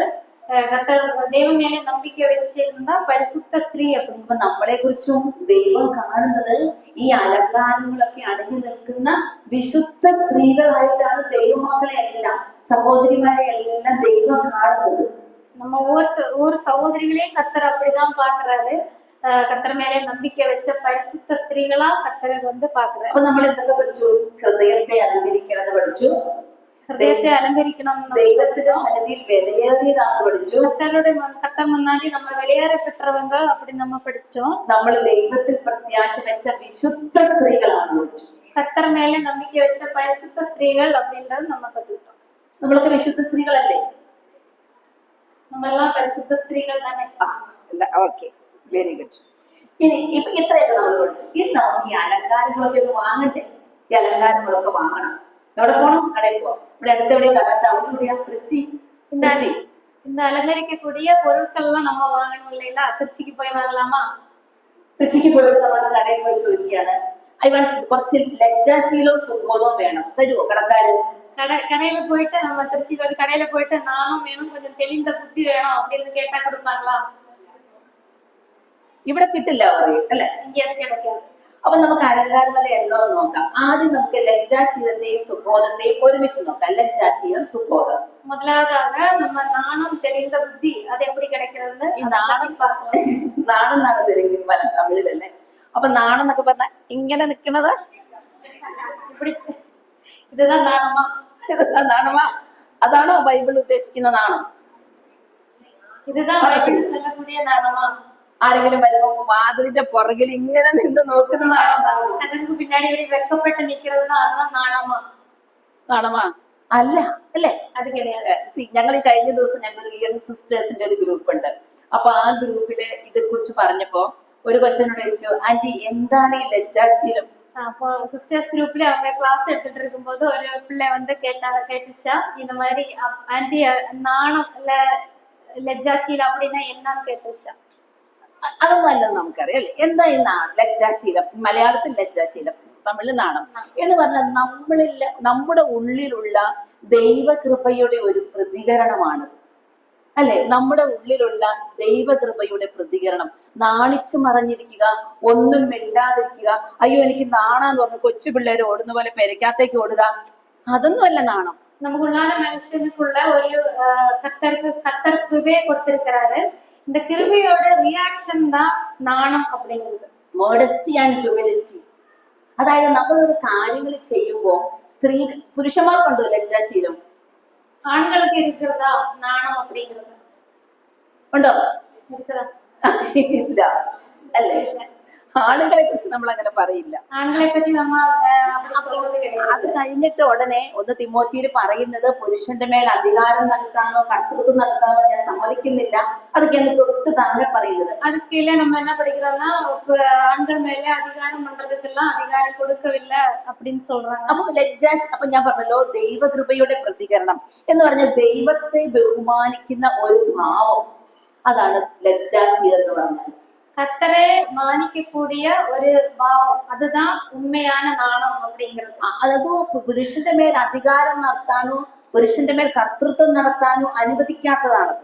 அது ஆண்கள் மேலே அதிகாரம் பண்ணக்கூடிய ஒரு ஒரு റൈറ്റ് கிடையாது. നമ്മുടെ സ്വഭാവം, നമ്മുടെ സംസാരം, അതിലൊക്കെ ഈ ലജ്ജാശീലം ഉണ്ടെന്ന് ഓർക്കണം. நம்மளுடைய பேச்சு வார்த்தைகள், நம்மளுடைய குணம், கேரக்டர், அதிலெல்லாம் வந்து இந்த நாணம் அப்படின்ற ஒரு குணம் தேவைப்படுது. அப்படியே ഒരു ഗുണം എന്താ പറഞ്ഞ അവസാനം? அப்படின்ற ஒரு குணம். അപ്പഴേങ്ക ഒരു ഗുണം. ഓക്കെ, എനിക്ക് തമിഴ് അറിയും. അപ്പൊ നമ്മുടെ കർത്താവിന്റെ അമ്മയായ മറിയത്തെ കുറിച്ചൊക്കെ നമ്മൾ ചിന്തിച്ചാല് മറിയ പറയുന്നൊരു വാക്യമുണ്ട്, അല്ലെ? ഗബ്രിയേൽ വന്നിട്ട് നിനക്കിതാ നീ ഇതാ ഗർഭിണിയാവുമ്പോ മകനുണ്ടാവും എന്നൊക്കെ പറഞ്ഞപ്പോ ഇതാ കർത്താവിന്റെ ദാസി നിന്റെ ഇഷ്ടം പോലെ എനിക്ക് ഭവിക്കട്ടെ. மரியாள்கிட்ட வந்து தேவதூதன் வந்து பேசும்போது இதுதான் கர்த்தருடைய தாசி அப்படின்னு கீழ்ப்படிந்திருந்தாங்க. അതാണ് ലജ്ജാശീലം എന്ന് പറഞ്ഞ കാര്യം. அதுதான் உண்மையான நாணம் அப்படிங்கிறது. അപ്പോൾ ലജ്ജാശീലത്തിന്റെ കൂടെ പറഞ്ഞു സുബോധം, നല്ല ബോധം, തെളിந்த ബുദ്ധി. അതോட சேர்ந்து തെളിந்த ബുദ്ധിയെ നമ്മൾ பார்க்கலாம். ഈ സുബോധം എന്ന് പറഞ്ഞാൽ നമുക്കറിയാം, അല്ലെ? എന്താ ഈ സുബോധം? സുബോധം എന്ന് പറഞ്ഞാല് ഒരു കാര്യങ്ങൾ വിവേകത്തോടെ ചെയ്യുന്നതാണ് സുബോധം. ഇപ്പൊ കർത്താവിന്റെ അമ്മ മറിയ കാനാവിലെ കല്യാണത്തിന് ചെന്നപ്പോ അവർക്ക് എന്തില്ല? വീഞ്ഞില്ല. ஒரு விஷயத்த வந்து தெளிந்த புத்தியோட ஞானமா பயன்படுகிறது தான் தெளிந்த புத்தி அப்படிங்கிறது. അപ്പൊ കാര്യങ്ങളെ ശരിയായി മനസ്സിലാക്കി ചെയ്യുന്നതാണ് വിവേകം, സുബോധം എന്നൊക്കെ പറഞ്ഞാല്. ആ വീട്ടിലെ കല്യാണത്തിന് ഒരുപാട് സ്ത്രീകൾ ചെന്നിട്ടുണ്ടാവും, അല്ലെ? കാനാലിലെ കല്യാണത്തില് മറിയാൾ வந்து ஞானமா பயன்பட்டாங்க. இதுதான் தெளிந்த புத்தி அப்படிங்கிறது. പക്ഷെ എത്ര സ്ത്രീകൾ കണ്ടു അവർക്ക് വീഞ്ഞില്ലെന്ന്? எத்தனை ஸ்திரீகள் வந்து அது கவனிச்சிருப்பாங்க, அவங்கள்ட்ட வீഞ്ഞ தீர்ந்து போச்சு அப்படின்றது. திராட்சரசம். കർത്താവിന്റെ അമ്മ മറിയ മാത്രമേ കണ്ടുള്ളൂ, അല്ലേ? കർത്തരുടെ തായാകിയ മറിയാൾ. അപ്പൊ മറിയയ്ക്ക് മാത്രമേ ആ കാര്യം സെൻസ് ചെയ്യാനുള്ള കഴിവുണ്ടായിരുന്നുള്ളൂ. മറിയാൾക്ക് മറ്റെന്താ അന്ത ഒരു വിഷയത്തെ ഗവനിക്കக்கூடிய ഒരു ജ്ഞാനം ഇരുന്നു. അപ്പൊ ഇവിടെ തിമോത്തിയോസിനോട് പറയുമ്പോഴേ പത്രോസ് പറയുന്നത് നമുക്കും എന്ത് വേണം? ലജ്ജാശീലവും വേണം, സുബോധവും വേണം. பேதுரு வந்து என்ன சொல்றாரு அப்படின்னா, நம்மள்கிட்டையும் கூட இந்த ஞானமும் തെളിந்த ബുദ്ധിയും നാണവും തെളിந்த ബുദ്ധിയും നമുക്ക് വേണം. ലൂക്കോസ് 2:19 മറിയെ കുറിച്ച് പറഞ്ഞു. മറിയാണ് നമ്മൾ ഉദാഹരണം പറഞ്ഞത്. മറിയെ കുറിച്ച് ഒരു കാര്യം കൂടി പറഞ്ഞു, മറിയെ എല്ലാം ഹൃദയത്തിൽ സംഗ്രഹിച്ചിരുന്നു എന്ന് കൂടി പറഞ്ഞു. ലൂക്ക് வந்து 2:19 മറിയെ എല്ലാം ഹൃദയത്തിൽ സംഗ്രഹിച്ചിരുന്നു. എന്തായാലും വാക്ക് இதயத்திலே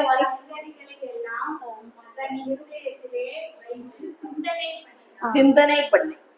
അപ്പൊ എന്ന് പറഞ്ഞാൽ എന്താ? ഹൃദയത്തിൽ വഹിക്കുക എന്ന് പറഞ്ഞാൽ ഒരു കാര്യം കേട്ടു, ആ കാര്യത്തെ ഹൃദയത്തിൽ വഹിക്കുക എന്ന് പറഞ്ഞാൽ പുറത്തേക്ക് അധികം പറഞ്ഞില്ലെന്നാണ് അതിന്റെ അർത്ഥം.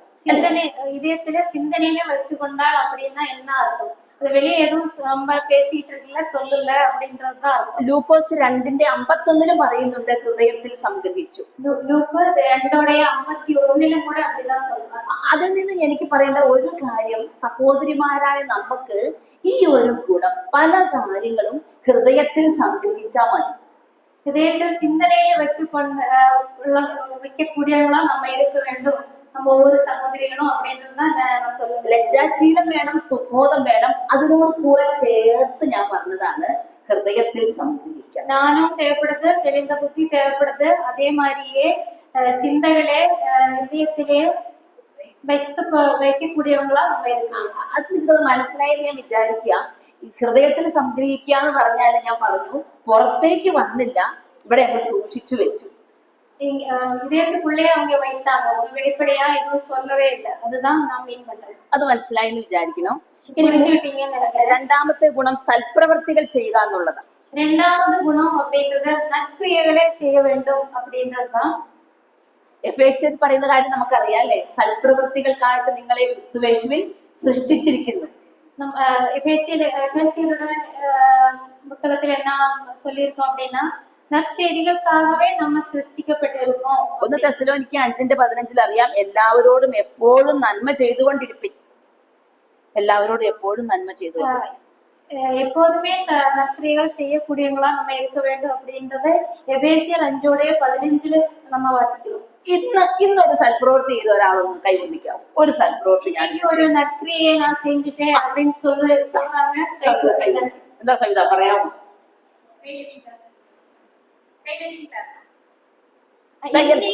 டுடே டுடே இன்னைக்கு ஒரு டுடே இன்னைக்கு ஒரு நற்கிரியை நான் செஞ்சிருக்கேன் அப்படின்னு சொல்றாங்க. யோசிச்சு பாக்குறேன். ഇന്ന് ഇവിടെ ആയതുകൊണ്ടാണ് സൽപ്രവൃത്തിക്ക് സമയം കിട്ടിയില്ല. இன்னைக்கு നற்കിരിയെ ചെയ്യാതെ സൽപ്രവൃത്തി എന്നൊക്കെ പറഞ്ഞ ഞാൻ പറയാം, നമുക്ക് ചുറ്റും ഒന്ന് നോക്കിയാല് എവരുടെ എല്ലാ ദിവസവും ഒക്കെ നോക്കിയാൽ നമുക്ക് ഒരുപാട് അവസരങ്ങൾ ദൈവം തരും. ചെറുതാകട്ടെ വലുതാകട്ടെ നല്ല പ്രവൃത്തികൾ ചെയ്യാനുള്ള ഒരു സമയം ദൈവം തരും അല്ലെ. நம்ம பார்த்தோம் அப்படின்னா நம்ம ஒவ்வொரு சிச்சுவேஷன்லயும் கர்த்தர் ஒரு வாய்ப்பு கொடுப்பாரு. நம்ம നന്ദിയെ ചെയ്യறதுக்கு കർത്തർ ഒരു വായ്പ കൊടുപ്പാரு. എഫേസ്യലേഖനത്തിൽ പറയുന്നത് സൽപ്രവൃത്തികൾക്കായിട്ട് നിങ്ങളെ ക്രിസ്തുയേശുവിൽ സൃഷ്ടിച്ചു. നന്ദിയേക്കാக നമ്മ സൃഷ്ടിക്കപ്പെട്ടിരിക്കோம். അപ്പൊ എല്ലാ ദിവസവും നമുക്കൊരു മോട്ടീവ്, ഒരു ലക്ഷ്യം ഉണ്ടാവണം. കർത്താവേ, ഇന്നൊരു സൽപ്രവൃത്തി ചെയ്യണല്ലോ, ദൈവം എന്നെ സൃഷ്ടിച്ചതല്ലേ, എന്തെങ്കിലും ഒരു ചെറിയ സൽപ്രവൃത്തി എനിക്ക് ഇന്ന് ചെയ്യണം. ஏதாவது ஒரு நற்கிரியை நான் இன்னைக்கு செஞ்சே ஆகணும், கர்த்தர் இப்படிதான் சொல்லி இருக்கிறாரு அப்படின்னு தான் நம்ம எப்பவுமே சிந்திச்சு பார்க்கணும். എനിക്ക് എന്തെങ്കിലും ഒരു സൽപ്രവൃത്തിയുടെ പേര് പറയാമോ? അറിയുന്ന പേര് വിളിക്കാം. എന്തെങ്കിലും ഒരു സൽപ്രവൃത്തി ചെയ്തത് പറയാമോ? ஏதாவது ஒரு நற்கிரியை குட் வர்க் செஞ்சதை சொல்ல முடியுமா? നമുക്ക് ചെയ്യാൻ പറ്റുന്നത് செய்ய முடிஞ்சது ഫ്രീ ട്യൂഷൻ ഓക്കെ പറയാമോ? നാസ നസ. ഞാൻ എനിക്ക് ആരുടെ പേരറിയില്ലല്ലോ. Rincy sister, will you please tell me this sister? No, ഇന്നല്ല, നമുക്ക് ചെയ്യാൻ പറ്റുന്നത് செஞ்சது இல்லைன்னா செய்யலாமே அப்படின்னு சொல்றோம். നമുക്ക് ചെയ്യാൻ പറ്റുന്നത് நம்ம சகோதரிகளுக்கு ചെയ്യാൻ പറ്റുന്ന முடிஞ்ச ஒரு விஷயம்.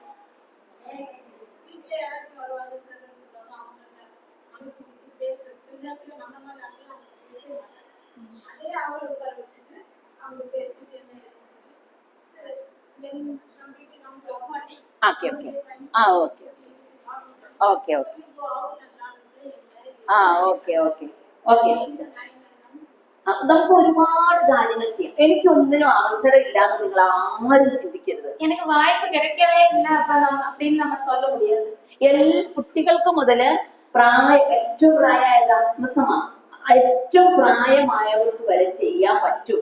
എന്തെങ്കിലും സൽപ്രവൃത്തികൾ ഉണ്ടാവും. சிறு பிள்ளைல இருந்து வயதானவர்கள் வரைக்கும் நம்ம செய்யலாம்.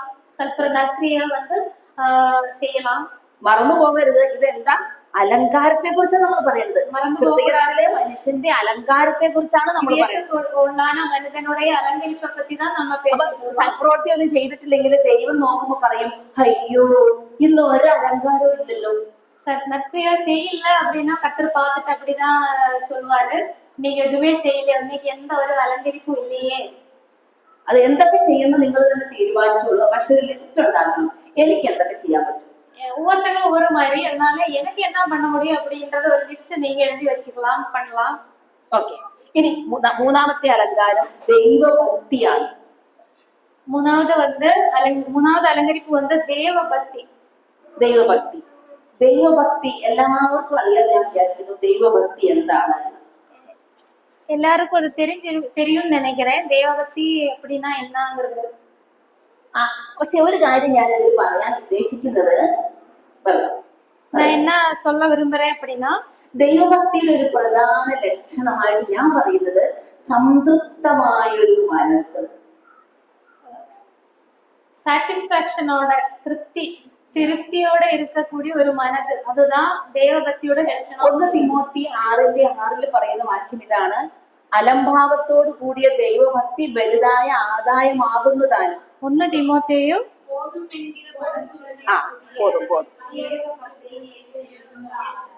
അപ്പൊ ദൈവഭക്തി ഓക്കെ മനസ്സിലായി.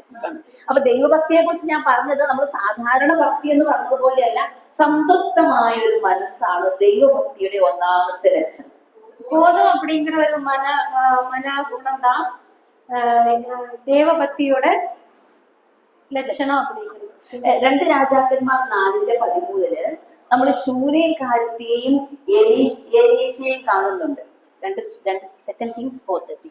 2 ராஜாக்கள் 4:13 நம்ம சுனேகார்த்தி அதே மாதிரி எலிசாவை பத்தி நம்ம பார்க்க முடியும். നിങ്ങൾക്ക് അറിയായിരിക്കും അതിൽ എലീശ ചോദിക്കുന്ന ഒരു ചോദ്യമുണ്ട്, ഞാൻ എന്താണ് നിനക്ക് വേണ്ടി ചെയ്തു തരേണ്ടത്. அதுல வந்து எலிசா கேட்கிறாரு சுனேகார்த்திட்ட, நான் என்ன பண்ண வேண்டும்? എലീശയുടെ മറുപടി എന്തായിരുന്നു? സുനേകാർത്തിയുടെ മറുപടി എന്തായിരുന്നു? சுனேகார்த்தி என்ன பதில் கொடுத்தாங்க?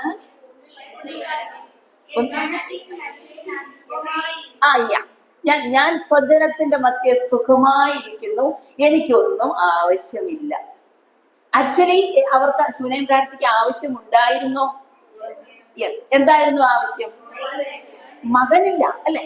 ഒരു മകനില്ലാത്ത ഒരു സ്ത്രീക്ക് നമുക്കറിയാം, അവർക്ക് ആരെ കണ്ടാലും അവരെന്ത് പറയും? എനിക്കൊരു മകനില്ല, എനിക്കൊരു മകനില്ല.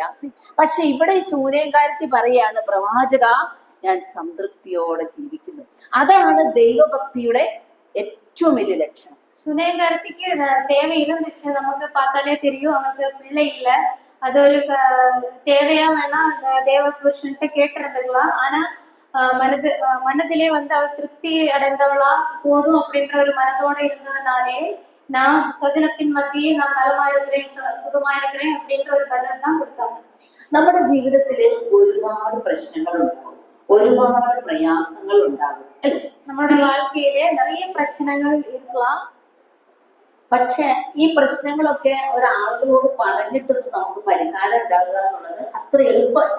அடுத்தவங்கள்ட்ட அதை ஷேர் பண்றதுனால அதுக்கு ஒரு சொல்யூஷன் கிடைக்கும் அப்படின்னு நம்ம சொல்ல முடியாது. പറയണ്ടെന്നല്ല, പറയേണ്ടതൊക്കെ പറയണം. சொல்ல வேண்டாம் அப்படின்னு நான் சொல்லல, சொல்ல வேண்டியதெல்லாம் சொல்லணும். പക്ഷേ ഒരു സംതൃപ്തിയുള്ളൊരു മനസ്സ് നമ്മൾ സൂക്ഷിച്ചാൽ അതാണ് ഏറ്റവും വലിയ ദൈവഭക്തി എന്ന് നമ്മൾ ഓർക്കണം. போதும் அப்படின்ற ஒரு மனது வந்து நம்ம எப்பவுமே நம்மகிட்ட இருக்கு அப்படின்னா அதுதான் உண்மையான ദൈവഭക്തി அப்படிங்கிறது. മൂന്നാമത്തെ അലങ്കാരമാണ് ദൈവഭക്തി. മൂന്നാമത് வந்து ദൈവഭക്തി. സംതൃപ്തമായ, നമുക്കുള്ളതിൽ സംതൃപ്തമായ ആ മനോഭാവമാണ് ദൈവഭക്തി എന്ന് ഞാൻ പറഞ്ഞത്.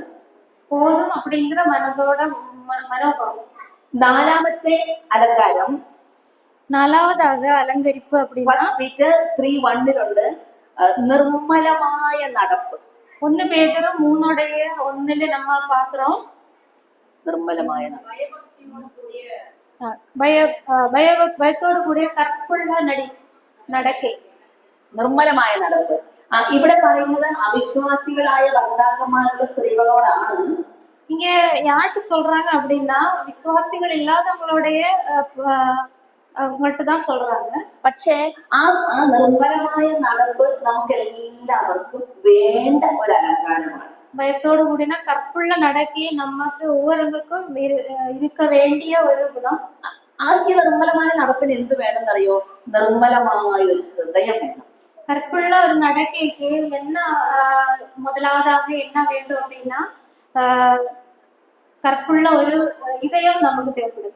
സൂത്രങ്ങളും തട്ടിപ്പുകളും വഞ്ചനകളും അങ്ങനെയൊക്കെയുള്ള ഒരു ലോകത്ത് നമ്മൾ ജീവിക്കുമ്പോൾ നമുക്ക് നിർമ്മലമായി നടക്കണമെങ്കിൽ നമുക്ക് നിർമ്മലമായ ഒരു ഹൃദയം വേണം. வஞ்சகம் நிறைஞ்ச சூத்திரங்கள் நிறைஞ்ச இந்த உலகத்துல நம்ம வாழணும் அப்படின்னா இந்த கற்புள்ள ரொம்ப இன்னசென்டான ஒரு இதயம் നമുക്ക് തേർപ്പെടും.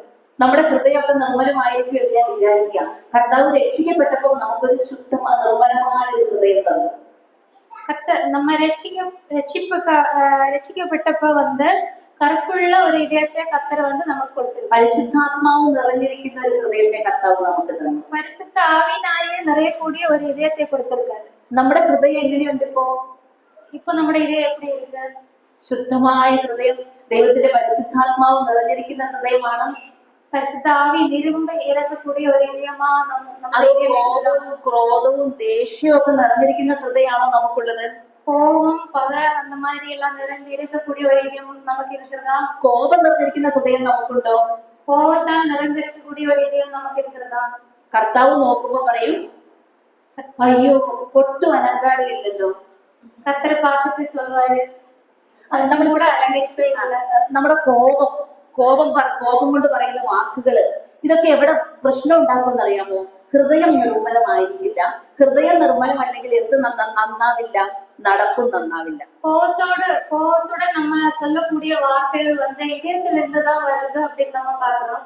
அதனாலேயே இதயம் நல்லா இல்லை அப்படின்னா நல்ல வார்த்தைகளும் நமக்கு வராது. അപ്പൊ നല്ല വാക്ക്, നല്ല നടപ്പ് അതൊക്കെ വേണമെങ്കിൽ നല്ല ഹൃദയം വേണം. நல்ல வார்த்தைகள், நல்ல இதயம் இதெல்லாம் நமக்கு വേണം. ഈ അടുത്തൊരു കോപത്തെ കുറിച്ച് ഒരു ചെറിയ കഥ ഇങ്ങനെ കേട്ടു. ഒരു കൊച്ചിന് ഭയങ്കര കോപമാണ്. ഒരു കുഴந்தைക്ക് ரொம்ப கோபம் அதிகமா അപ്പൊ இருக்குது. കുട്ടിയുടെ അപ്പം പറഞ്ഞു, നീ ഒരു കാര്യം ചെയ്യ, കോപം വരുമ്പോ പുറത്തേക്ക് ഓടിപ്പോയിട്ട് മരത്തിൽ ഇങ്ങനെ ഒരാണി തറച്ചിട്ട് പോരെ. அப்பா என்ன சொல்லி கொடுத்தாருன்னா, உனக்கு ரொம்ப கோபம் வருது அப்படின்னா ஒரு ஆணியை எடுத்துக்கிட்டு போய் ஒரு மரத்திலே கரைச்சி வைக்க சொல்றாரு. കുറച്ചു ദിവസം കഴിഞ്ഞപ്പോ മരം മുഴുവൻ എന്തായി? கொஞ்ச நாளுக்கு அப்புறமா மரம் நிறைய ஆணி. കുട്ടി വലുതായി, ജോലിയൊക്കെ കിട്ടി. குழந்தை பெரிதாகி வேலையெல்லாம் கிடைச்சு பெரிய ஆளாയി. അപ്പം പറഞ്ഞു, മോനെ വാ. அப்பா கூப்பிட்டாங்க, மகனே இங்க வாங்க. കോപമൊക്കെ പോയി, മോന്റെ നല്ല കുട്ടിയായി. கோவம் எல்லாம் போயிடுச்சு, நீ நல்லா தெளிந்த புத்தி ஆயிட்டேன். ആണി ഓരോന്നും പറിച്ചെടുക്കാൻ പറഞ്ഞു. ஆணியை ஒவ்வொன்னா பிடுங்க சொல்றாரு. ആണി എല്ലാം പറിച്ചെടുത്തു. ആണിയെല്ലാം പിടുങ്ങി എടുത്തു. പക്ഷെ ബാക്കി അവിടെ എന്തുണ്ട്? ആണി അരച്ചതിന്റെ പാട് അവിടെ ഉണ്ട്. അപ്പൊ അപ്പൻ ചോദിച്ചു, അല്ല മോൻ ചോദിച്ചു, അപ്പ ആണി എടുത്തല്ലോ, പക്ഷെ ഇതിന്റെ ഈ ആണി തറച്ച ഇതൊന്നും ഈ ഹോളൊന്നും പോയിട്ടില്ലല്ലോ. ஆணியெல்லாம் பிடுங்க சொன்னதுக்கு அப்புறம் ஆணி எடுத்துட்டாங்க. ஆனா அதை எடுத்ததுக்கு அப்புறமா அங்க நிறைய அச்சு இருந்துச்சு. ஆனா அவங்க கேட்டாங்க, ஏன் அச்சு மட்டும் நிறைய இருக்கு அப்படின்னு. നമ്മുടെ കോപവും നമ്മുടെ വാക്കുകളും ചിലപ്പോ അങ്ങനെയാണ്. നമ്മളുടെ കോപവും നമ്മുടെ വാർത്തകളും ഒരു ചില നേരവും കൂടെ அப்படிதான். കോപം വന്നു, എന്തൊക്കെയോ പറഞ്ഞു, അത് കഴിഞ്ഞ് സോറിയൊക്കെ പറഞ്ഞു, പ്രശ്നം തീർന്നു, പക്ഷെ ആ പാട് അവിടെ കിടക്കും. கோவத்திலே நம்ம நிறைய பேசி அது முடிச்சு ப்ராப்ளத்தையும் சால்வ் பண்ணிடுவோம். ஆனா கோவம் முடிஞ்சதுக்கு அப்புறமா அந்த அச்சு அப்படியே இருக்கும். പാടൊക്കെ ഉണ്ടോ? ഇനി അത് എന്ത് വെച്ച് അടയ്ക്കും? அச்சு இருக்கு, அது எதை வச்சு நம்ம கிளிയർ பண்ணிக்கலாம். ഇനി അടുത്ത അലങ്കാരത്തെ കുറിച്ച് പറയാം. സൗമ്യതയും സാവധാനതയും ഉള്ള മനസ്സ്. அடுத்த அலங்கரிப்பு என்ன அப்படின்னா சாந்தமும் மனத்தாழ்மையும் உள்ள மனது. എന്താണ് സൗമ്യത? என்ன சாந்தம், എന്താണ് സൗമ്യത, എന്താണ് ശാന്തത? അങ്ങനത്തെ ഒരു മനസ്സ് വേണമെന്ന്. സൗമ്യതയും ശാന്തതയും ഉള്ള മനസ്സ്. ഈ സൗമ്യത എന്നൊക്കെ പറഞ്ഞാൽ എന്താണെന്നറിയാമോ? சாந்தமும் மனத்தாழ்மையும் உள்ள மனதுன்னு சொல்றீங்க, என்ன இருக்கும் ഈ സാന്തം മനത്താഴ്മ? സാവധാനത എന്ന് പറഞ്ഞാൽ ശാന്തതയാണ്, ശാന്തമായി കാര്യങ്ങൾ ചെയ്യുകയാണ്. സൗമ്യത എന്ന് പറഞ്ഞാൽ നമ്മുടെ പ്രതികരണമാണ്. പ്രതികരണം சாந்ததா அப்படின்னா நம்ம மெதுவா ஒவ்வொரு விஷயத்தையும் டீல் பண்றதுதான். പ്രതികരണം എന്ന് പറഞ്ഞാല് എല്ലാം ഓക്കെ ആവുമ്പോ നമ്മളെല്ലാം നല്ല ആളുകളാണ്. நமக்கு எல்லா விஷயமும் நல்லா போகுது அப்படின்னா நம்மளாம் ரொம்ப பெர்ஃபெக்டான ஆட்கள் அப்படின்னு சொல்லலாம். എപ്പോഴാണ് നമ്മുടെ ഈ സൗമ്യതയും ശാന്തതയും ഒക്കെ പോകുന്നത്? எப்ப இந்த சாந்தமும் மனத்தாழ்மை எல்லாம் ഞാൻ ഇങ്ങനെ യോണ്ടി വിചാരിക്കാറ് போகும் அப்படின்னா நம்ம ஒவ்வொருத்தங்க நோண்டலாம், டிஸ்டர்ப் பண்ணும் போதுதான் நம்மளோட அதெல்லாம் வெளிப்பட்டு வரும். അപ്പൊ എന്താ എന്നെ തോണ്ടിയത്? എന്തിനാ എന്നെ ഇപ്പൊ നോണ്ടീங்க? എதுக்கு என்ன ഈ തോണ്ടലെന്ന് ഞാൻ പറഞ്ഞത് ഈ തോണ്ടല് മാത്രല്ല, இந்த நோண்டலும் மட்டும் கிடையாது. നമ്മുടെ വാക്കുകൊണ്ട് നമ്മളെ തോണ്ടും, നമ്മുടെ പ്രവൃത്തി കൊണ്ട് നമ്മളെ തോണ്ടും. അപ്പൊ നമ്മുടെ സൗമ്യത എന്ത് ചെയ്യും? வார்த்தைகளாலே നമുക്ക് செயல்களாலே அடுத்தவங்க நம்மளை ரொம்ப டிஸ்டர்ப் பண்ணுவாங்க. അപ്പൊ നമുക്കും എന്ത് വരും? നമുക്കും ദേഷ്യം വരും. அப்ப கூட நமக்கு கோபம் வந்துடும். അപ്പൊ നമ്മുടെ ജീവിതത്തേക്ക് സൂക്ഷിച്ചു നോക്കിക്കോ. ഈ സൗമ്യത എന്ന് പറയുന്നത് എല്ലാം ഓക്കെ ആവുമ്പോ നമ്മളൊക്കെ സൗമ്യരായ മനുഷ്യരാണ്. ഇപ്പൊ ക്യാമ്പിൽ വന്നിട്ട് ആർക്കെങ്കിലും എന്തെങ്കിലും പ്രശ്നമുണ്ട്? എല്ലാവരും എന്ത് സൗമ്യരായി ശാന്തരായിട്ടിരിക്കുന്നു. எவ்வளவு மனத்தாழ்மை சாந்தமும் உள்ள ஸ்திரீகளா நம்ம பாக்குறோம். கேம்புக்கு വീട്ടിലേക്ക് ചെല്ലണം, തിരിച്ച് വീട്ടിലേക്ക്. திரும்பி வீட்டுக்கு போனோம் அப்படின்னா தெரிஞ்சிடும் എന്തെല്ലാം തിരക്കാണ് അല്ലെ, എന്തെല്ലാം പ്രശ്നമാണ്. പിള്ളേര്, വീട്, ഭർത്താവും பிஸியா இருக்கும் குழந்தை. അപ്പൊ നമുക്ക് എന്ത് ചെയ്യും? നമ്മുടെ ശാന്തതയും സൗമ്യതയും അങ്ങ് മാറി നിൽക്കും. சாந்தமும் மனத்தாழ்மையும் அப்ப கொஞ்சம் நகர்ந்து நிப்பாங்க. അപ്പൊ നമ്മുടെ ആഭരണം എന്താ? സൗമ്യത, ശാന്തവും സൗമ്യതയും അല്ലെ. വീട്ടിൽ ചെന്ന് നമ്മൾ പെടപ്പ്, തമിഴ് പെടപ്പ്, നമുക്ക് ഭയങ്കര ബിസി ആവുമ്പോ നമ്മൾ എന്ത് ചെയ്യും? പാത്രം അങ്ങോട്ട് വെക്കണം, പാത്രം ഇങ്ങോട്ട് വെക്കണം അല്ലെ. അപ്പൊ എന്നോട് പൊതുവെ ചോദിക്കും, നീ എന്താ പെടക്കണം? ரொம்ப அவசரம் அப்படின்னு கேட்பாங்க. നമുക്കൊട്ട് സമയമില്ലെങ്കിൽ നമ്മൾ പെടപ്പ് കൂടും. ഐ മീൻ നമ്മുടെ ബിസി ആയിട്ട് നമ്മൾ ചെയ്യും. அவசரமா படபடப்பா இருக்கும். അപ്പൊ നമ്മുടെ ശാന്തതയും നമ്മുടെ സൗമ്യതയും ഒക്കെ പോയി പോകും. அந்த நேரத்தில் கூட நம்ம അപ്പൊ சாந்தமும் ഈ மனத்தாழ்மையும் സൗമ്യത എന്ന് പറഞ്ഞ കാര്യത്തെ പ്രത്യേകിച്ച് നമ്മൾ ഓർത്തോണം. നിങ്ങളുടെ സൗമ്യത സകല മനുഷ്യരും അറിയട്ടെ, കർത്താവ് വരുവാൻ അടുത്തിരിക്കുന്നു. ഇതൊക്കെ പറയുമ്പോൾ നമ്മുടെ പ്രതികരണമാണ് സൗമ്യത എന്ന് എപ്പോഴും ഓർത്തു വെച്ചോണം. நம்மளுடைய ரியாக்ஷன் தான் நம்ம சாந்தமும் மனத்தாழ்மையும் தீர்மானிக்கப்படுறது. ഇനി വീട്ടിൽ ചെന്ന് കഴിഞ്ഞിട്ട് നമ്മളെ ഭർത്താക്കന്മാര് മാക്സിമം ഇങ്ങനെ ഇറിറ്റേറ്റ് ചെയ്യുമ്പോഴും നമ്മളിങ്ങനെ അനങ്ങാതെ നിൽക്കാന്ന് നിൽക്കുക, സൗമ്യരായിട്ട് നിൽക്കാന്ന് ഇരിക്കുക. ஹஸ்பண்ட் வந்து நம்ம ரொம்ப இரிட்டேட் பண்ணிட்டு இருக்கும்போது நம்ம ரொம்ப சாந்தமும் மனத்தாழ்மையுமா இருக்கிறோம் அப்படின்னு நினைச்சுக்கோங்க. എന്ത് പറ്റി ഇന്ന്, என்ன ஆச்சு இன்னைக்குன்னு கேட்பாங்க. എന്ത് പറ്റി? സി, അതാണ് സൗമ്യത എന്ന് ഓർക്കണം. നമുക്ക് ഈ ആഭരണം, ഈ സൗമ്യത, ഈ ശാന്തത എന്നുള്ള ഈ ആഭരണം കിട്ടാൻ വലിയ ബുദ്ധിമുട്ടാണ്. இந்த அலங்கரிப்பு நமக்கு கிடைக்கிறது ரொம்ப கஷ்டம்தான். എനിക്ക് ഏറ്റവും കുറവുള്ള ഒരു സാധനം ഈ ശാന്തതയും സൗമ്യതയാണ്. எனக்கு அவங்க ഏറ്റവും കുറവാ நினைக்கிறது இல்ல அப்படின்னு நினைக்கிறது இந்த சாந்தமும் மனத்தாழ்மையும் தான். മിണ്ടാതിരിക്കുന്നത് സൗമ്യതയല്ല, பேசாம இருக்கிறது வந்து சாந்தம் கிடையாது. മിണ്ടാതിരിക്കുന്നത് ശാന്തതയല്ല, സൗമ്യമായി ശാന്തമായി പ്രതികരിക്കുന്നതാണ് സൗമ്യത. சாந்தமா ரியாக்ட் பண்றதுதான் சாந்ததை அப்படிங்கிறது. ഞാൻ നിങ്ങളെ വെല്ലുവിളിക്കുകയാണ്. நான் உங்களை சேலஞ்ச் பண்றேன். തിരിച്ച് വീട്ടിലോട്ട് ചെല്ലുമ്പേ ഈ ആഭരണം കൊണ്ട് വേണം പോകാൻ. திரும்பி வீட்டுக்கு போகும்போது இந்த ஒரு அலங்கரிப்போட தான் நீங்க வீட்டுக்கு போகணும். ഒരു അലങ്കാരം കൂടി ഉണ്ട്. இன்னொரு அலங்காரம் இருக்குது. ഭർത്താക്കന്മാർക്ക് കീഴടങ്ങുക. പുരുഷர்களுக்கு கீழ்ப்படிந்திருக்க கூடிய ஒரு குணம். ഓൾമോസ്റ്റ് എല്ലാവരും ഭാര്യമാരാണ് ഇവിടെ ഇരിക്കുന്നത്. இருக்கக்கூடியவங்க மோஸ்ட்லி எல்லாருமே வைஃப்ஸ் தான்.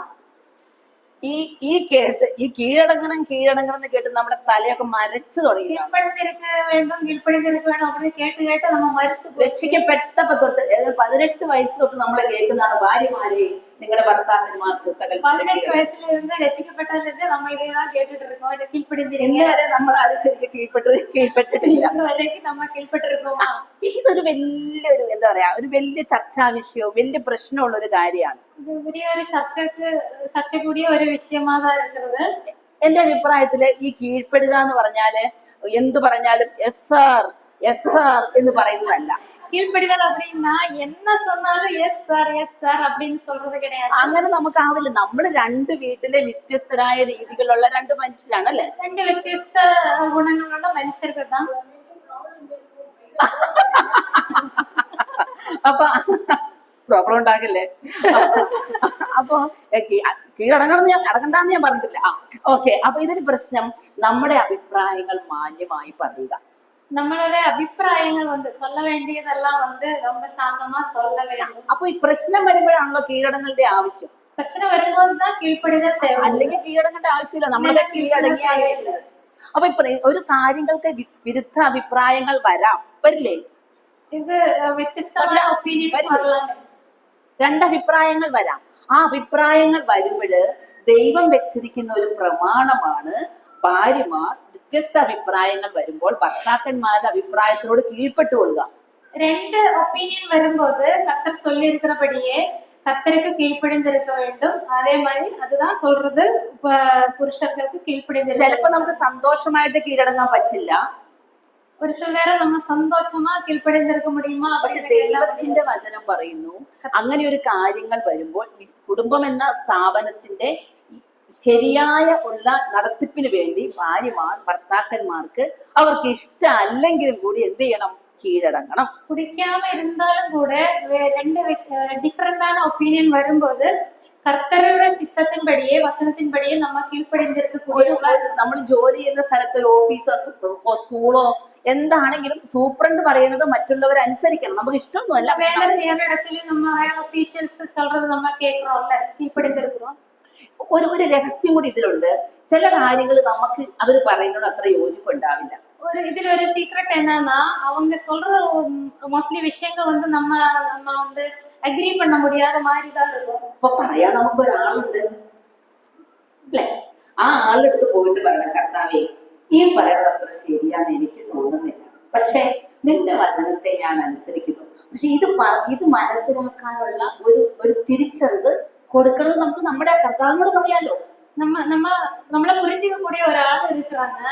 அவங்கள்ட்ட போய் கர்த்தரே இது வந்து எனக்கு வந்து அந்த அளவுக்கு விருப்பம் கிடையாது, இருந்தாலும் உங்களோட வசனத்தின்படியே நான் கீழ்ப்படுவேன் அப்படின்னு சொல்லி அவங்க சொல்றதுக்கு கீழ்ப்படிந்திருக்க வேண்டும். ഭർത്താവ് രക്ഷിക്കപ്പെട്ട ഒരു പാപിയാണെന്ന് നമ്മൾ ഒരിക്കലും മറന്നു പോകരുത്. ஹஸ்பண்ட் வந்து ரட்சிக்கப்பட்ட ஒரு பாவி அப்படின்னா நம்ம അത് നമ്മൾ മനസ്സിലാക്കണം. தெரிந்து கொள்ளணும். നമ്മൾ രക്ഷിക്കപ്പെട്ട പാപികളല്ലേ? நம்மளும் അതே மாதிரி தான் ரட்சிக்கப்பட்ட பாவி. അതുപോലെ തന്നെയാണ് അവരും. അതേ மாதிரி தான் அவங்களும். അപ്പൊ ഈ പ്രശ്നം, ഈ കീഴടങ്ങുക എന്നുള്ള പ്രശ്നത്തിന് ഏറ്റവും എളുപ്പ വഴി കർത്താവിനോട് പോയി കാര്യങ്ങളെ പറയുക എന്നുള്ളതാണ്. கீழ்ப்படிந்திருக்க வேண்டும் அப்படின்ற ஒரு விஷயம் ரொம்ப பிரயாசமா இருந்தாலும் கூட அது வந்து கத்துட்டு போய் சொல்றதுதான் அதுக்கு உண்மையான ഉപദേശിച്ചിട്ട് കാര്യമില്ല, ഉപദേശം பண்ணதுனால எந்த കുറ്റപ്പെടുത്തിയിട്ട് കാര്യമില്ല, அவங்கள குறை சொல்றதுனால കുടുംബകലഹം ഉണ്ടാകുകയുള്ളൂ. பிரச்சனைகள் வரதான் செய்யும். കർത്താവിനോട് പറയുക, കീഴടങ്ങുക. കത്തറിട്ട് പോയി പേസുங்க, കീഴ്പ്പടിங்க. ഇനി പ്രശ്നം ഉണ്ടാവില്ലല്ലോ സിസ്റ്ററെ. ഓക്കെ, ശരി. അപ്പൊ നമ്മള് 6 അലങ്കാരത്തെ കുറിച്ചും പറഞ്ഞു. நம்ம 6 അലങ്കാരത്തെ പറ്റിയും பார்த்தோം. ഇനി എവിടുന്നാണ് ഈ അലങ്കാരങ്ങൾ കിട്ടുക? ട്രിച്ചി പോയാൽ കിട്ടില്ല അല്ലെ സവിത? ട്രിച്ചി പോയാൽ കിട്ടില്ല. എവിടേക്ക് പോകും? അലങ്കാരം ഒന്ന് മേടിക്കണം. എവിടെ പോകും നമ്മള്? திருச்சிக்கு போனா கிடைக்காது. நம்ம எங்க போயிட்டு வாங்க முடியும்? എല്ലാവർക്കും അറിയാം. എവിടെ പോകണം? ദൈവത്തിന്റെ സന്നിധിയിലേക്ക് പോകണം അല്ലെ? നമുക്കൊരു നല്ല എക്സാമ്പിൾ ഉണ്ട്. മറിയ കർത്താവിന്റെ കാലത്ത് പോയിരുന്നിട്ട് കർത്താവിനോട് പഠിച്ചു. എന്നിട്ട് കർത്താവ് പറഞ്ഞു, മറിയ നല്ല അംശം തെരഞ്ഞെടുത്തിരിക്കുന്നു, അതാരും അവളോട് അപഹരിക്കുകയുമില്ല. வசனத்துல ஒரு எக்ஸாம்பிள் வந்து மரியாள் அவள் வந்து கர்த்தர்கிட்டே போய் கர்த்தர் முன்னாடி இருந்துட்டு പ്രസന്നത്തിലെ ഇരുന്ന് കത്തുകിട്ടവൾ. നമ്മുടെ പ്രശ്നം എന്താണെന്നറിയോ? നമുക്ക് അലങ്കാരം എന്താന്ന് എല്ലാവർക്കും അറിയാം. നമുക്ക് നമ്മുടെ പ്രശ്നം എന്നാ, നമ്മുടെ അലങ്കരിപ്പ് എന്നാന്നത് നമുക്ക് തെരിയും. പക്ഷേ പലപ്പോഴും പല സാഹചര്യത്തിലും ഈ അലങ്കാരങ്ങൾ അണിയാൻ നമുക്ക് പറ്റുന്നില്ല എന്നുള്ളതാണ് നമ്മുടെ പ്രശ്നം. ஆனா ஒரு சில சூழ்நிலைகள்ல வந்து இந்த அலங்கரிப்பு எடுத்து அலங்கரிக்கிறதுக்கு நம்மளால முடியவில்லை அப்படின்றதுதான் பிரச்சனை. സൗമ്യതയും സാവധാനതയും ദൈവഭക്തിയും നിർമ്മലമായ നടപ്പും കർത്താവ് എനിക്ക് വേണ്ടും പോലെ പറ്റുന്നില്ലല്ലോ എന്നുള്ളതാണ് നമ്മുടെ പ്രശ്നം. சாந்தமும் மனத்தாழ்மையும் தெளிந்த புத்தியும் நற்கிரியை செய்யறதும் என்னால முடியல அப்படின்றதுதான் நம்மளோட பிரச்சனை. ഇതെല്ലാം ദൈവത്തിന്റെ സന്നിധിയിലുണ്ട്. ഇതെല്ലാം കർത്തരുടെ ഒരു കുറവും ദൈവസന്നിധിയിലില്ല. അവരുടെ എന്ത് കുറയും തക്ക സമയത്ത് സഹായത്തിലുള്ള കൃപ പ്രാപിക്കേണ്ടത് കൃപാസനത്തിന്റെ അടുത്തേക്ക് കടന്നു ചെല്ലണം. ஏற்ற நேரத்திலே நம்ம அந்த கிருபையை கிடைக்கிறதுக்காக நம்ம கர்த்தர் முன்னாடியே வர வேண்டியது அவசியமா இருக்கு. ദൈവസന്നിധിയിൽ സമയം ചെലവഴിക്കാതെ ഈ ആഭരണങ്ങൾ നമുക്ക് ലഭിക്കുകയേ. கர்த்தருடைய நேரத்தை செலவிடாம நம்ம இந்த அலங்கரிப்பு நம்மளுக்கு ஒரு காலமும் கிடைக்காது. മോശ സമാഗമന കൂടാരത്ത് ചെലവിട്ടപ്പോ സമയം ചെലവഴിച്ച് തിരിച്ചു വന്നപ്പോ മോശയുടെ മുഖത്തെ ആളുകൾ എങ്ങനെയാണ് കണ്ടത്? മോശ வந்து கர்த்தரோட இருந்து அது திரும்பி வந்தாரு. கர்த்தர் மோசையோட முகம் எப்படி? മോശയുടെ മുഖം തേജസ് കൊണ്ട് തിളങ്ങി എന്നാ പറയുന്നത്, പ്രകാശിച്ചത് அப்படின்னு நம்ம பார்க்கணும். നമ്മൾ നമ്മുടെ ദൈവത്തിന്റെ സന്നിധിയിലേക്ക് കടന്നു ചെന്നിട്ട് അവിടെ ചെന്നിരിക്കണം. கர்த்தருடைய பிரசன்னத்திலே நம்ம போய் கர்த்தரட்டே கேட்போம். നമുക്ക് എന്തുകൊണ്ടാണ് സൗമ്യതയും സാവധാനതയും ശാന്തതയും ലഭിക്കാത്തത്? നമ്മൾ ദൈവസന്നിധിയിൽ സമയം ചെലവഴിക്കാത്തതുകൊണ്ട് മാത്രം. சாந்தமும் மனத்தாழ்மையும் நம்மளுக்கு ஏன் கிடைக்கல அப்படின்னா கர்த்தருடைய பிரசன்னத்திலே நம்ம நேரம் அதிகமா செலவிடுறது இல்லை அப்படின்ற காரணத்தினாலதான். ഇത് ദൈവത്തിന്റെ പരിശുദ്ധാത്മാവിൽ നമ്മളെ തന്നെ കീഴ്പ്പെടുത്തി കൊടുക്കണം. പരിശുദ്ധ ആവിക്ക് നമ്മളെ കീഴ്പ്പെടുത്തി കൊടുക്കണം. ദൈവവചനം നമുക്ക് ഏറ്റവും ഹൃദ്യമായിട്ടിരിക്കണം. വചനം வந்து நம்ம രുചി பார்க்க வேண்டியது அவசியமா இருக்கு. സാധിക്കൂ? ഈ ആഭരണം നമുക്ക് വാങ്ങാൻ പറ്റൂ? இந்த അലങ്കരിപ്പ് நம்ம வாங்க முடியுമില്ല. അവന്റെ ദിവ്യശക്തി ജീവനും ഭക്തിക്കും വേണ്ടിയതൊക്കെ നമുക്ക് തന്നിട്ടുണ്ട്. கர்த்தர் வந்து கிருபையாலே நமக்கு எல்லாத்தையும் கொடுக்க மனதா இருக்கிறார். ഈ തിരിച്ചറിവ് നമുക്ക് വേണമെങ്കിൽ നമ്മൾ ദൈവത്തിന്റെ അടുത്തേക്ക് കടന്നു പോകും. இந்த ஞானம் நமக்கு கிடைக்கணும் அப்படின்னா அது கர்த்தர்கிட்டே தான் கேட்கணும். തേജസ്സിന്മേൽ തേജസ് എത്ര പ്രാപിക്കുന്നുണ്ടോ അത്രയും സമയമേ നമ്മൾ ദൈവസന്നിധിയിൽ ഇരുന്നിട്ടുള്ളൂ. நம்ம எந்த அளவுக்கு வளர்ந்திருக்கோம் அப்படின்னா அது எந்த அளவுக்கு கர்த்தர் பிரசன்னத்திலே സമയത്തെ செலவிட்டு இருக்கோம் அப்படின்றத பொறுத்துதான்.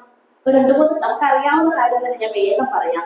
എങ്ങനെയാണ് നമുക്ക് ഈ സ്വഭാവങ്ങൾ ലഭിക്കുക, ഈ അലങ്കാരങ്ങൾ ലഭിക്കുക? இந்த அலங்கரிப்பெல்லாம் நமக்கு எப்படி கிடைக்கும்? ഒന്ന്, മറിയ ചെലവഴിച്ചതുപോലെ ദൈവസന്നിധിയിൽ സമയം ചെലവഴിക്കണം. கர்த்தருடைய பிரசன்னத்திலே நேரத்தை செலவிட வேண்டும். എത്ര സമയം ചെലവഴിക്കണം? எவ்வளவு நேரம் நம்ம செலவழிக்க வேண்டும்?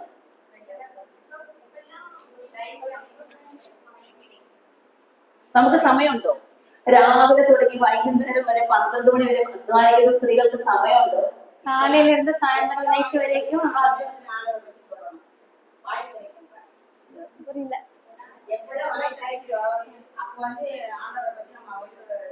മറ്റുള്ളവരോട് പറയാം അല്ലെ? എത്രത്തോളം ടൈം കിട്ടുന്നുണ്ടോ? അത്രയും നമ്മൾ കർത്താവിനെ പോലെയാവും. കർത്താവിന്റെ മനസ്സുള്ളവർ അത്രയാവും. അപ്പൊ ഇത് കുറവാണ്, സൗമ്യത കുറവാണ്, ശാന്തത കുറവാണെന്ന് എനിക്ക് തോന്നിയാല് കർത്താവിന്റെ അടുത്തേക്ക് ചെന്നിട്ട് പറയണം, കർത്താവ് തീരെ കുറവായി അലങ്കാരം, കുറച്ച് തരണം, നീ എനിക്ക് എന്നോട് സംസാരിക്കണം എന്ന് പറയണം. எந்த அலங்கரிப்பு நமக்கு ரொம்ப குறைவா தெரியுது அப்படின்னா அந்த அலங்கரிப்பு தேவைப்படுது அப்படின்றது கர்த்தர்கிட்ட போய் கேட்கணும். எவ்வளவு நேரம் கேட்டு இருக்கோம், அவங்க பிரசனத்துல இருக்கோம் அப்படின்றத பொறுத்துதான். പ്രാർത്ഥിക്കണം, ஜெபம் பண்ணணும், പരിശുദ്ധാത്മാവ് നമ്മെ തന്നെ കീഴ്പ്പെടുത്തണം, പരിശുദ്ധ ആവിക്ക് നമ്മ കീഴ്പ്പെടുത്തக்கூடிയവങ്ങളാ. സഭയും കൂട്ടായ്മകളും ഉത്സാഹത്തോടെ ചെയ്യണം. சர்ச்சு ஃபெலோஷிப் இதெல்லாம் வந்து உற்சாகமா நம்ம பயன்படுத்தணும். ദൈവവചനം പഠിക്കണം, വസനത്തെ കற்றுക്കൊള്ളണം. സ്ത്രീ മൗനമായിരുന്നു പൂർണ്ണാനുസരണത്തോടു കൂടെ പഠിക്കട്ടെ. സ്ത്രീ வந்து மௌனியா இருந்து அமைதலா இருந்துட்டு கற்றுக்கொள்ள வேண்டும். വചനം പഠിക്കണ്ടെന്ന് വിചാരിക്കരുത്, വചനം പഠിക്കണം. റെഫറൻസ് ബൈബിളൊക്കെ വെച്ച്, സ്റ്റഡി ബൈബിളൊക്കെ വെച്ച് ദൈവവചനം നമ്മൾ പഠിക്കുക തന്നെ ചെയ്യും. வசனம் படிக்க வேண்டாம், வாசிச்சா மட்டும் போதும் கிடையாது. அது ரெஃபரன்ஸ் பைபிள் எல்லாம் வச்சுக்கிட்டு நம்ம சரியா கற்றுக்க வேண்டும். ഒരു കാര്യം കൂടി ഉണ്ട്. എന്താ ഈ അലങ്കാരം വാങ്ങാനുള്ള ഏറ്റവും വലിയ തടസ്സം നമുക്ക്? இந்த அலங்கரிப்பு வாங்குறதுக்காக பெரிய தடையா நிக்கிறது என்னது? എന്താ തടസ്സം? ലേസിനെസ്, പിന്നെ പാപം അല്ലെ? പാപം എന്ന് പറഞ്ഞാല് നമ്മുടെ ഹൃദയത്തോട് പറ്റിയിരിക്കുന്ന ചില പാപങ്ങളുണ്ട്. നമുക്ക് ചിലപ്പോ അറിയില്ല ഇത് നമുക്ക് ഇങ്ങനെ ഒരു പാപം ഉണ്ടെന്ന് ചിലപ്പോ നമ്മൾ അറിയുക പോലുമില്ല. நமக்குள்ளே இருக்கிற இதயத்தோடு சேர்ந்து இருக்கிற ஒரு பாவம் இருக்கலாம். அந்த பாவம் இருக்குது அப்படின்றது நமக்கு கூட தெரியாம இருக்கு. ഈ പാപം നമ്മുടെ ഹൃദയത്തിൽ ഉണ്ടെങ്കിൽ ദൈവത്തിന് ഈ അലങ്കാരങ്ങൾ നമുക്ക് തരാൻ പറ്റില്ല. பாவம் நம்மளுடைய இதயத்தில் இருக்கிற வரைக்கும் கர்த்தரால வந்து இந்த அலங்கரிப்பு நம்மள்கிட்ட கொடுக்க முடியாது. നമ്മുടെ വാക്കുകളിലുള്ള പാപങ്ങൾ, வார்த்தைகள்னாலே வரக்கூடிய பாவங்கள், ക്ഷമിക്കാത്ത പാപങ്ങൾ, நம்ம மன்னிக்காத மாதிரி இருக்கக்கூடிய பாவங்கள், തകർന്നിരിക്കുന്ന ബന്ധങ്ങൾ, சிதிலமா இருக்கிற அந்த ரிலேஷன்ஷிப்ஸ். എനിക്ക് നിങ്ങളെ ആരും ഇങ്ങനെ ഒരുപാട് പേഴ്സണലി അറിയില്ല, ரொம்ப பர்சனலா உங்களை எல்லாருமே எனக்கு ரொம்ப தெரியாது, റിൻസിയെ മാത്രമേ അറിയുള്ളൂ. மட்டும்தான். പക്ഷെ ഈ പാപങ്ങൾ എല്ലായിടത്തും ഉള്ള പാപങ്ങളാണ്. ஆனா இந்த பாவங்கள் வந்து எல்லார்ட்டையும் இருக்கக்கூடிய பாவங்கள். നമ്മുടെ ഹൃദയത്തെ ഒന്ന് സൂക്ഷിച്ചു നോക്കാം. இதயத்துக்குள்ளே நம்ம பார்க்கக்கூடியவங்களா இருக்கு. നിനക്ക് ഇഷ്ടമില്ലാത്ത പാപങ്ങൾ കർത്താവേ എന്റെ ഹൃദയത്തോട് പറ്റിയിട്ടുണ്ടോ? கர்த்தர்ட்ட நம்ம கேட்போம், கர்த்தரே அவங்களுக்கு பிடிக்காத பாவங்கள் என் இதயத்துக்குள்ளே இருக்கிறதா? ഞാൻ ക്ഷമിക്കാത്ത ആളുകളുണ്ടോ? நான் மன்னிக்காத ஆட்கள் இருக்கிறதா? എന്റെ മനസ്സിൽ ആരോടെങ്കിലും വെറുപ്പുണ്ടോ? வெறுப்பு வந்து யார் மேலே? എന്റെ കോപത്തെ എനിക്ക് ഇതുവരെ നിയന്ത്രിക്കാൻ പറ്റിയിട്ടില്ലേ? கோபத்தை வந்து கண்ட்ரோல் பண்ண முடியாத இருக்குதா? സൗരിമാരെ, ഇതൊക്കെ ചെയ്തില്ല എങ്കിൽ, ഈ പാപത്തെ നമ്മൾ വിട്ടുകളയുന്നില്ല എങ്കിൽ ഈ അലങ്കാരങ്ങൾ വാങ്ങാൻ എളുപ്പമല്ല. இந்த பாவத்தை நம்ம எடுத்து போடல, இதயத்திலிருந்து எடுத்து போடல அப்படின்னா இந்த அலங்காரத்தை நம்ம வாங்க முடியாது. അതുകൊണ്ട് നമ്മൾ ഒരു എക്സ്ട്രാ മൈൽ സഞ്ചരിക്കണം. அதனாலே நம்ம எக்ஸ்ட்ரா மைல் நம்ம பயணம் பண்ண வேண்டியதா இருக்கு. തകർന്നും നുറുങ്ങിയിരിക്കുന്ന ഹൃദയത്തെ ദൈവം സ്വീകരിക്കും. நொறுங்கொண்ட இதயத்தை வந்து கர்த்தரே வந்து ரொம்ப பிரியமா இருக்கிறார். നമ്മളെ ദൈവം ഒരു പ്രത്യേക സാഹചര്യത്തിൽ കൂടി കടത്തിവിടുന്നത് ദൈവം അനുവദിച്ചിട്ടാണ് ഓർക്കണം. ஒரு சில சூழ்நிலைகள் வந்து நம்ம வாழ்க்கையில வருது கர்த்தர் അനുവദിച്ചിരിക്കുന്നതിനാലதான். സൗമ്യതയും സാവധാനതയും നമ്മൾ ദൈവത്തോട് ചോദിച്ചു പഠിക്കണം. ശാന്തവും മനത്താഴ്മയും നമ്മൾ കർത്തട്ടെ കേട്ട് വാങ്ങിക്കണം. വളരെ കോപിഷ്ഠനായ ഒരാളാണ് നിങ്ങളുടെ ഭർത്താവെങ്കിൽ ദൈവമാണ് നിങ്ങളെ എവിടെ ആക്കി വെച്ചത്. ஹஸ்பண்ட் வந்து ரொம்ப கோபப்படுறவரு அப்படின்னா நம்ம தெரிஞ்சுக்க வேண்டிய ஒரு விஷயம், கர்த்தர் வந்து அதை അനുവദിച്ചിരിக்கிறாரு அப்படின்னு. ഏറ്റവും വലിയ തടസ്സം, എനിക്ക് ഈ ആഭരണം വാങ്ങാൻ ഏറ്റവും വലിയ തടസ്സം ഞാനാണ്. இந்த அலங்கரிப்பு நான் வாங்குறதுக்கு பெரிய தடையா இருக்கிறது நானே தான். ശരിയാണോ? சரியா? എന്റെ അഹങ്കാരം, என்னுடைய அகங்காரம், എന്റെ അജ്ഞത, அறிவில்லாയ്മ, അസൂയ, பொறாமை, ഇതെല്ലാം ഈ അലങ്കാരങ്ങൾക്ക് തടസ്സമാണ്. இது எல்லாரும் வந்து எல்லாத்தையும் வந்து அலங்கரிப்புக்கு தடசமா இருக்கு. എല്ലാ പാപങ്ങളും വിട്ടുകളയണം. எல்லா பாவத்தையும் நம்ம விட்டு விட வேண்டும். ദൈവത്തിന്റെ കരങ്ങളിൽ നമ്മളെ തന്നെ ഏൽപ്പിക്കണം. கர்த்தருடைய கரங்களில் நம்ம அர்ப்பணிப்போம். കർത്താവിന്റെ കാൽപാദത്തിലേക്ക് ചെല്ലണം. கர்த்தருடைய பாதத்திலே நம்ம செல்ல வேண்டும். എന്നിട്ട് നമ്മുടെ ഈ പാപങ്ങളൊക്കെ മാറ്റിക്കളഞ്ഞ് ദൈവത്തിന് നമ്മളെ തന്നെ സമർപ്പിച്ച് ഈ ആഭരണങ്ങളൊക്കെ അണിഞ്ഞ് கர்த்தருக்காக நம்ம அர்ப்பணித்த இந்த அலங்காரத்தை எல்லாம் நம்ம அணிந்து அலங்கரிப்பெல்லாம் അണിഞ്ഞ് ഈ അലങ്കാരങ്ങളൊക്കെ അണിഞ്ഞു നിൽക്കുന്ന ദൈവഭക്തരായ വിശുദ്ധ സ്ത്രീകളാണ് നമ്മളെങ്കിൽ, இந்த அலங்கரிப்பு எல்லாமே அணிந்து கர்த்தரோட தேவ பக்தியுள்ள ஸ்திரீகளா நம்ம இருக்கிறோம் அப்படின்னா അത് എത്ര അനുഗ്രഹമായിരിക്കും. அது எவ்வளவு பிளஸிங்ஸா இருக்கும். കർത്താവിനായി അലങ്കരിച്ച മണവാട്ടിയെ പോലെ സഭ വരുന്നുണ്ട് ഒരു ദിവസം. சபையை பத்தி நம்ம திருச்சபையை பத்தி நம்ம சொல்றோம். கர்த்தருக்காக அலங்கரிப்பு இருக்கக்கூடிய ஒரு மணவாட்டியா மணவாட்டியா இருக்கிறது நம்ம பார்க்க முடியும். നമുക്ക് കർത്താവിന്റെ സന്നിധിയിലേക്ക് ചെല്ലാം, ആ ബ്യൂട്ടി പാർലറിലേക്ക് ചെല്ലാം. அந்த பியூட்டி பார்லர்ல நம்ம போவோம் கர்த்தருடைய அலங்கரிப்புக்காக. കർത്താവിന്റെ കാഹളം കേൾക്കാനായില്ലേ? காகலம் கேட்கக்கூடிய நேரம் வந்து കർത്താവിന്റെ സഭ അലങ്കരിച്ച മണവാട്ടിയെ പോലെ വരാനായി. திருச்சபை வந்து அலங்கரிக்கப்பட்ட ஒரு மணவாட்டியா வர நேரம் வந்துருச்சு. നമുക്ക് നമ്മളിലേക്ക് തിരിഞ്ഞു നോക്കാൻ സൗകര്യമായി. നമുക്ക് இதயத்தை பார்க்கலாம். ഞാൻ ഈ ക്ലാസ്സിങ്ങിന് ഒരുങ്ങിയപ്പോ ഞാൻ വിചാരിച്ചു, കർത്താവ് എനിക്ക് എത്ര അലങ്കാരം കുറവാണ്. நான் கிளாஸ் வந்து ப்ரிப்பேர் பண்ணும்போது அவங்க நினைச்சிருக்காங்க எந்த அளவுக்கு குறைவுள்ள ஒரு ஸ்திரீயா இருக்கு அப்படின்னு. നമ്മുടെ പാപങ്ങളും ദൈവത്തിന് ഇഷ്ടമല്ലാത്ത എല്ലാ കാര്യങ്ങളും അങ്ങ് മാറ്റി വെക്കാം. கர்த்தருக்கு பிடிக்காத எல்லா விஷயங்களையும் வந்து நம்ம வாழ்க்கையில இருந்து அகற்றி போடுவோம். ഈ അലങ്കാരങ്ങളൊക്കെ ചോദിച്ചു വാങ്ങണം. இந்த அலங்கரிப்பு எல்லாமே நம்ம கர்த்தர்கிட்டே கேட்டு வாங்குவோம். അതിനുവേണ്ട പൈസ ഉണ്ടോ കയ്യിൽ? அதுக்கு தேவையான பணம் இருக்கிறதா? നമ്മുടെ എല്ലാവരുടെ കയ്യിലും അതിന് വേണ്ട പണമുണ്ട്.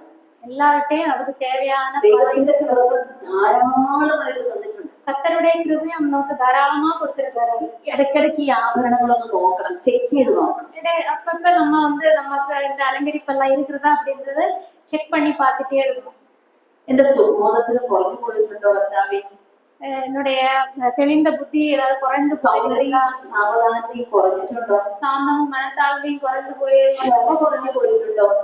பொறுமையா இருக்கிற அந்த குணம் குறையுதா? സ്നേഹം കുറഞ്ഞു പോയിട്ടുണ്ടോ? நேசிக்கக்கூடிய அந்த குணம் குறையுதா? ദൈവഭക്തിയും ദൈവപ്രത്യാശയുമോ? தேவபக்தியும் அந்த ஹோப் நம்மகிட்ட குறையுதா? എല്ലാം കർത്താവിന്റെ കരങ്ങളിലുണ്ട് സൗകര്യമാരെ. எல்லாமே கர்த்தருடைய கரங்களில் இருக்கிறது. പോകാം, കടന്നു ചെല്ലാം. கர்த்தர்கிட்டே போய் கேட்போம். നമ്മെ തന്നെ സമർപ്പിക്കാം. നമ്മളെ நம்ம വിശുദ്ധ സ്ത്രീകളായി ജീവിക്കാം. பரிசுத்தவான்களா ஸ்திரீகளா நம்ம வாழ வேண்டும். ഇത് എളുപ്പമാണോ? ரொம்ப ஈஸியா இருக்குன்னு சொல்ல முடியாது. എളുപ്പമാണ്. ஈஸியா இருக்கா? എളുപ്പമാണ്. Very difficult. ரொம்ப കഷ്ടമാണ്. നമുക്ക് ഈ ഗുണങ്ങൾ നമുക്കില്ല എന്ന് തിരിച്ചറിയുന്നത് തന്നെ വളരെ റിസ്ക് ആണ്. എനിക്കെല്ലാം ഉണ്ടെന്നാണ് നമുക്ക് വിചാരിക്കാൻ എളുപ്പം. இதெல்லாம் இருக்கு அப்படின்னு நினைக்கதான் நமக்கு இஷ்டம். ஆனா உண்மை என்னன்னா இதெல்லாம் நம்மள்ட்ட இல்ல அப்படின்றதுதான் உண்மை. ക്രിസ്തീയ ജീവിതം ഒരു എളുപ്പമുള്ള പ്രോഗ്രാം അല്ല, ആണോ? கிறிஸ்தவ வாழ்க்கை வந்து அவ்வளவு ஈஸியா இருக்கு? ഇതിന് വലിയ അധ്വാനം വേണം. എല്ലാ ദിവസവും ദൈവത്തിന്റെ അടുത്തേക്ക് ചെല്ലണം. ரொம்ப உற்சாகமா ஹார்ட் ஒர்க் பண்ண வேண்டியது அவசியமா இருக்கு. நம்ம எல்லாம் கத்துட்டே போய் தான் வாங்கணும். നിങ്ങൾ എനിക്ക് വേണ്ടി പ്രാർത്ഥിക്കണം. எனக்காக ஜெபம் பண்ணுங்க. അലങ്കാരങ്ങളെ കുറിച്ച് പറയുമ്പോ കർത്താവ് നോക്കുമ്പോ ഒരു അലങ്കാരം ഇല്ലാത്ത ഒരാളായി നിന്നാല് എത്ര കഷ്ടമാണ്. கர்த்தர் நம்ம பார்க்கும்போது எந்த ஒரு அலங்கரிப்புமே இல்லாம ஒரு ஸ்திரீயா இருந்தா அது எவ்வளவு கஷ்டமான ஒரு விஷயமா இருக்கு. അതുകൊണ്ട് அதனாலே ദൈവസന്നിധിയിൽ വിലയേറിയ ഈ ആഭരണങ്ങൾ, கர்த்தர் வசனத்திலிருந்து கிடைக்கக்கூடிய இந்த அலங்கரிப்பு எல்லாம் നമ്മുടെ ഉള്ളിലെ മനുഷ്യന്റെ ആഭരണങ്ങൾ, உள்ளான மனிதனுடைய அலங்கரிப்பு ദൈവത്തോട് ചോദിച്ചു கர்த்தர்கிட்டே நம்ம கேட்டு അവന്റെ കയ്യിൽ ചുറ്റും പോലുണ്ട്. அவர்கிட்ட தாராளமா இருக்கிறது. ദൈവം നമ്മളെല്ലാവരെയും അനുഗ്രഹിക്കും. கர்த்தர் நம்ம ஒவ்வொருத்தங்களையும் ஆசீர்வதிக்கும். കർത്താവിന്റെ നാമം മഹത്വപ്പെടട്ടെ. கர்த்தருடைய நாமம் மகிமைப்படுவதாக.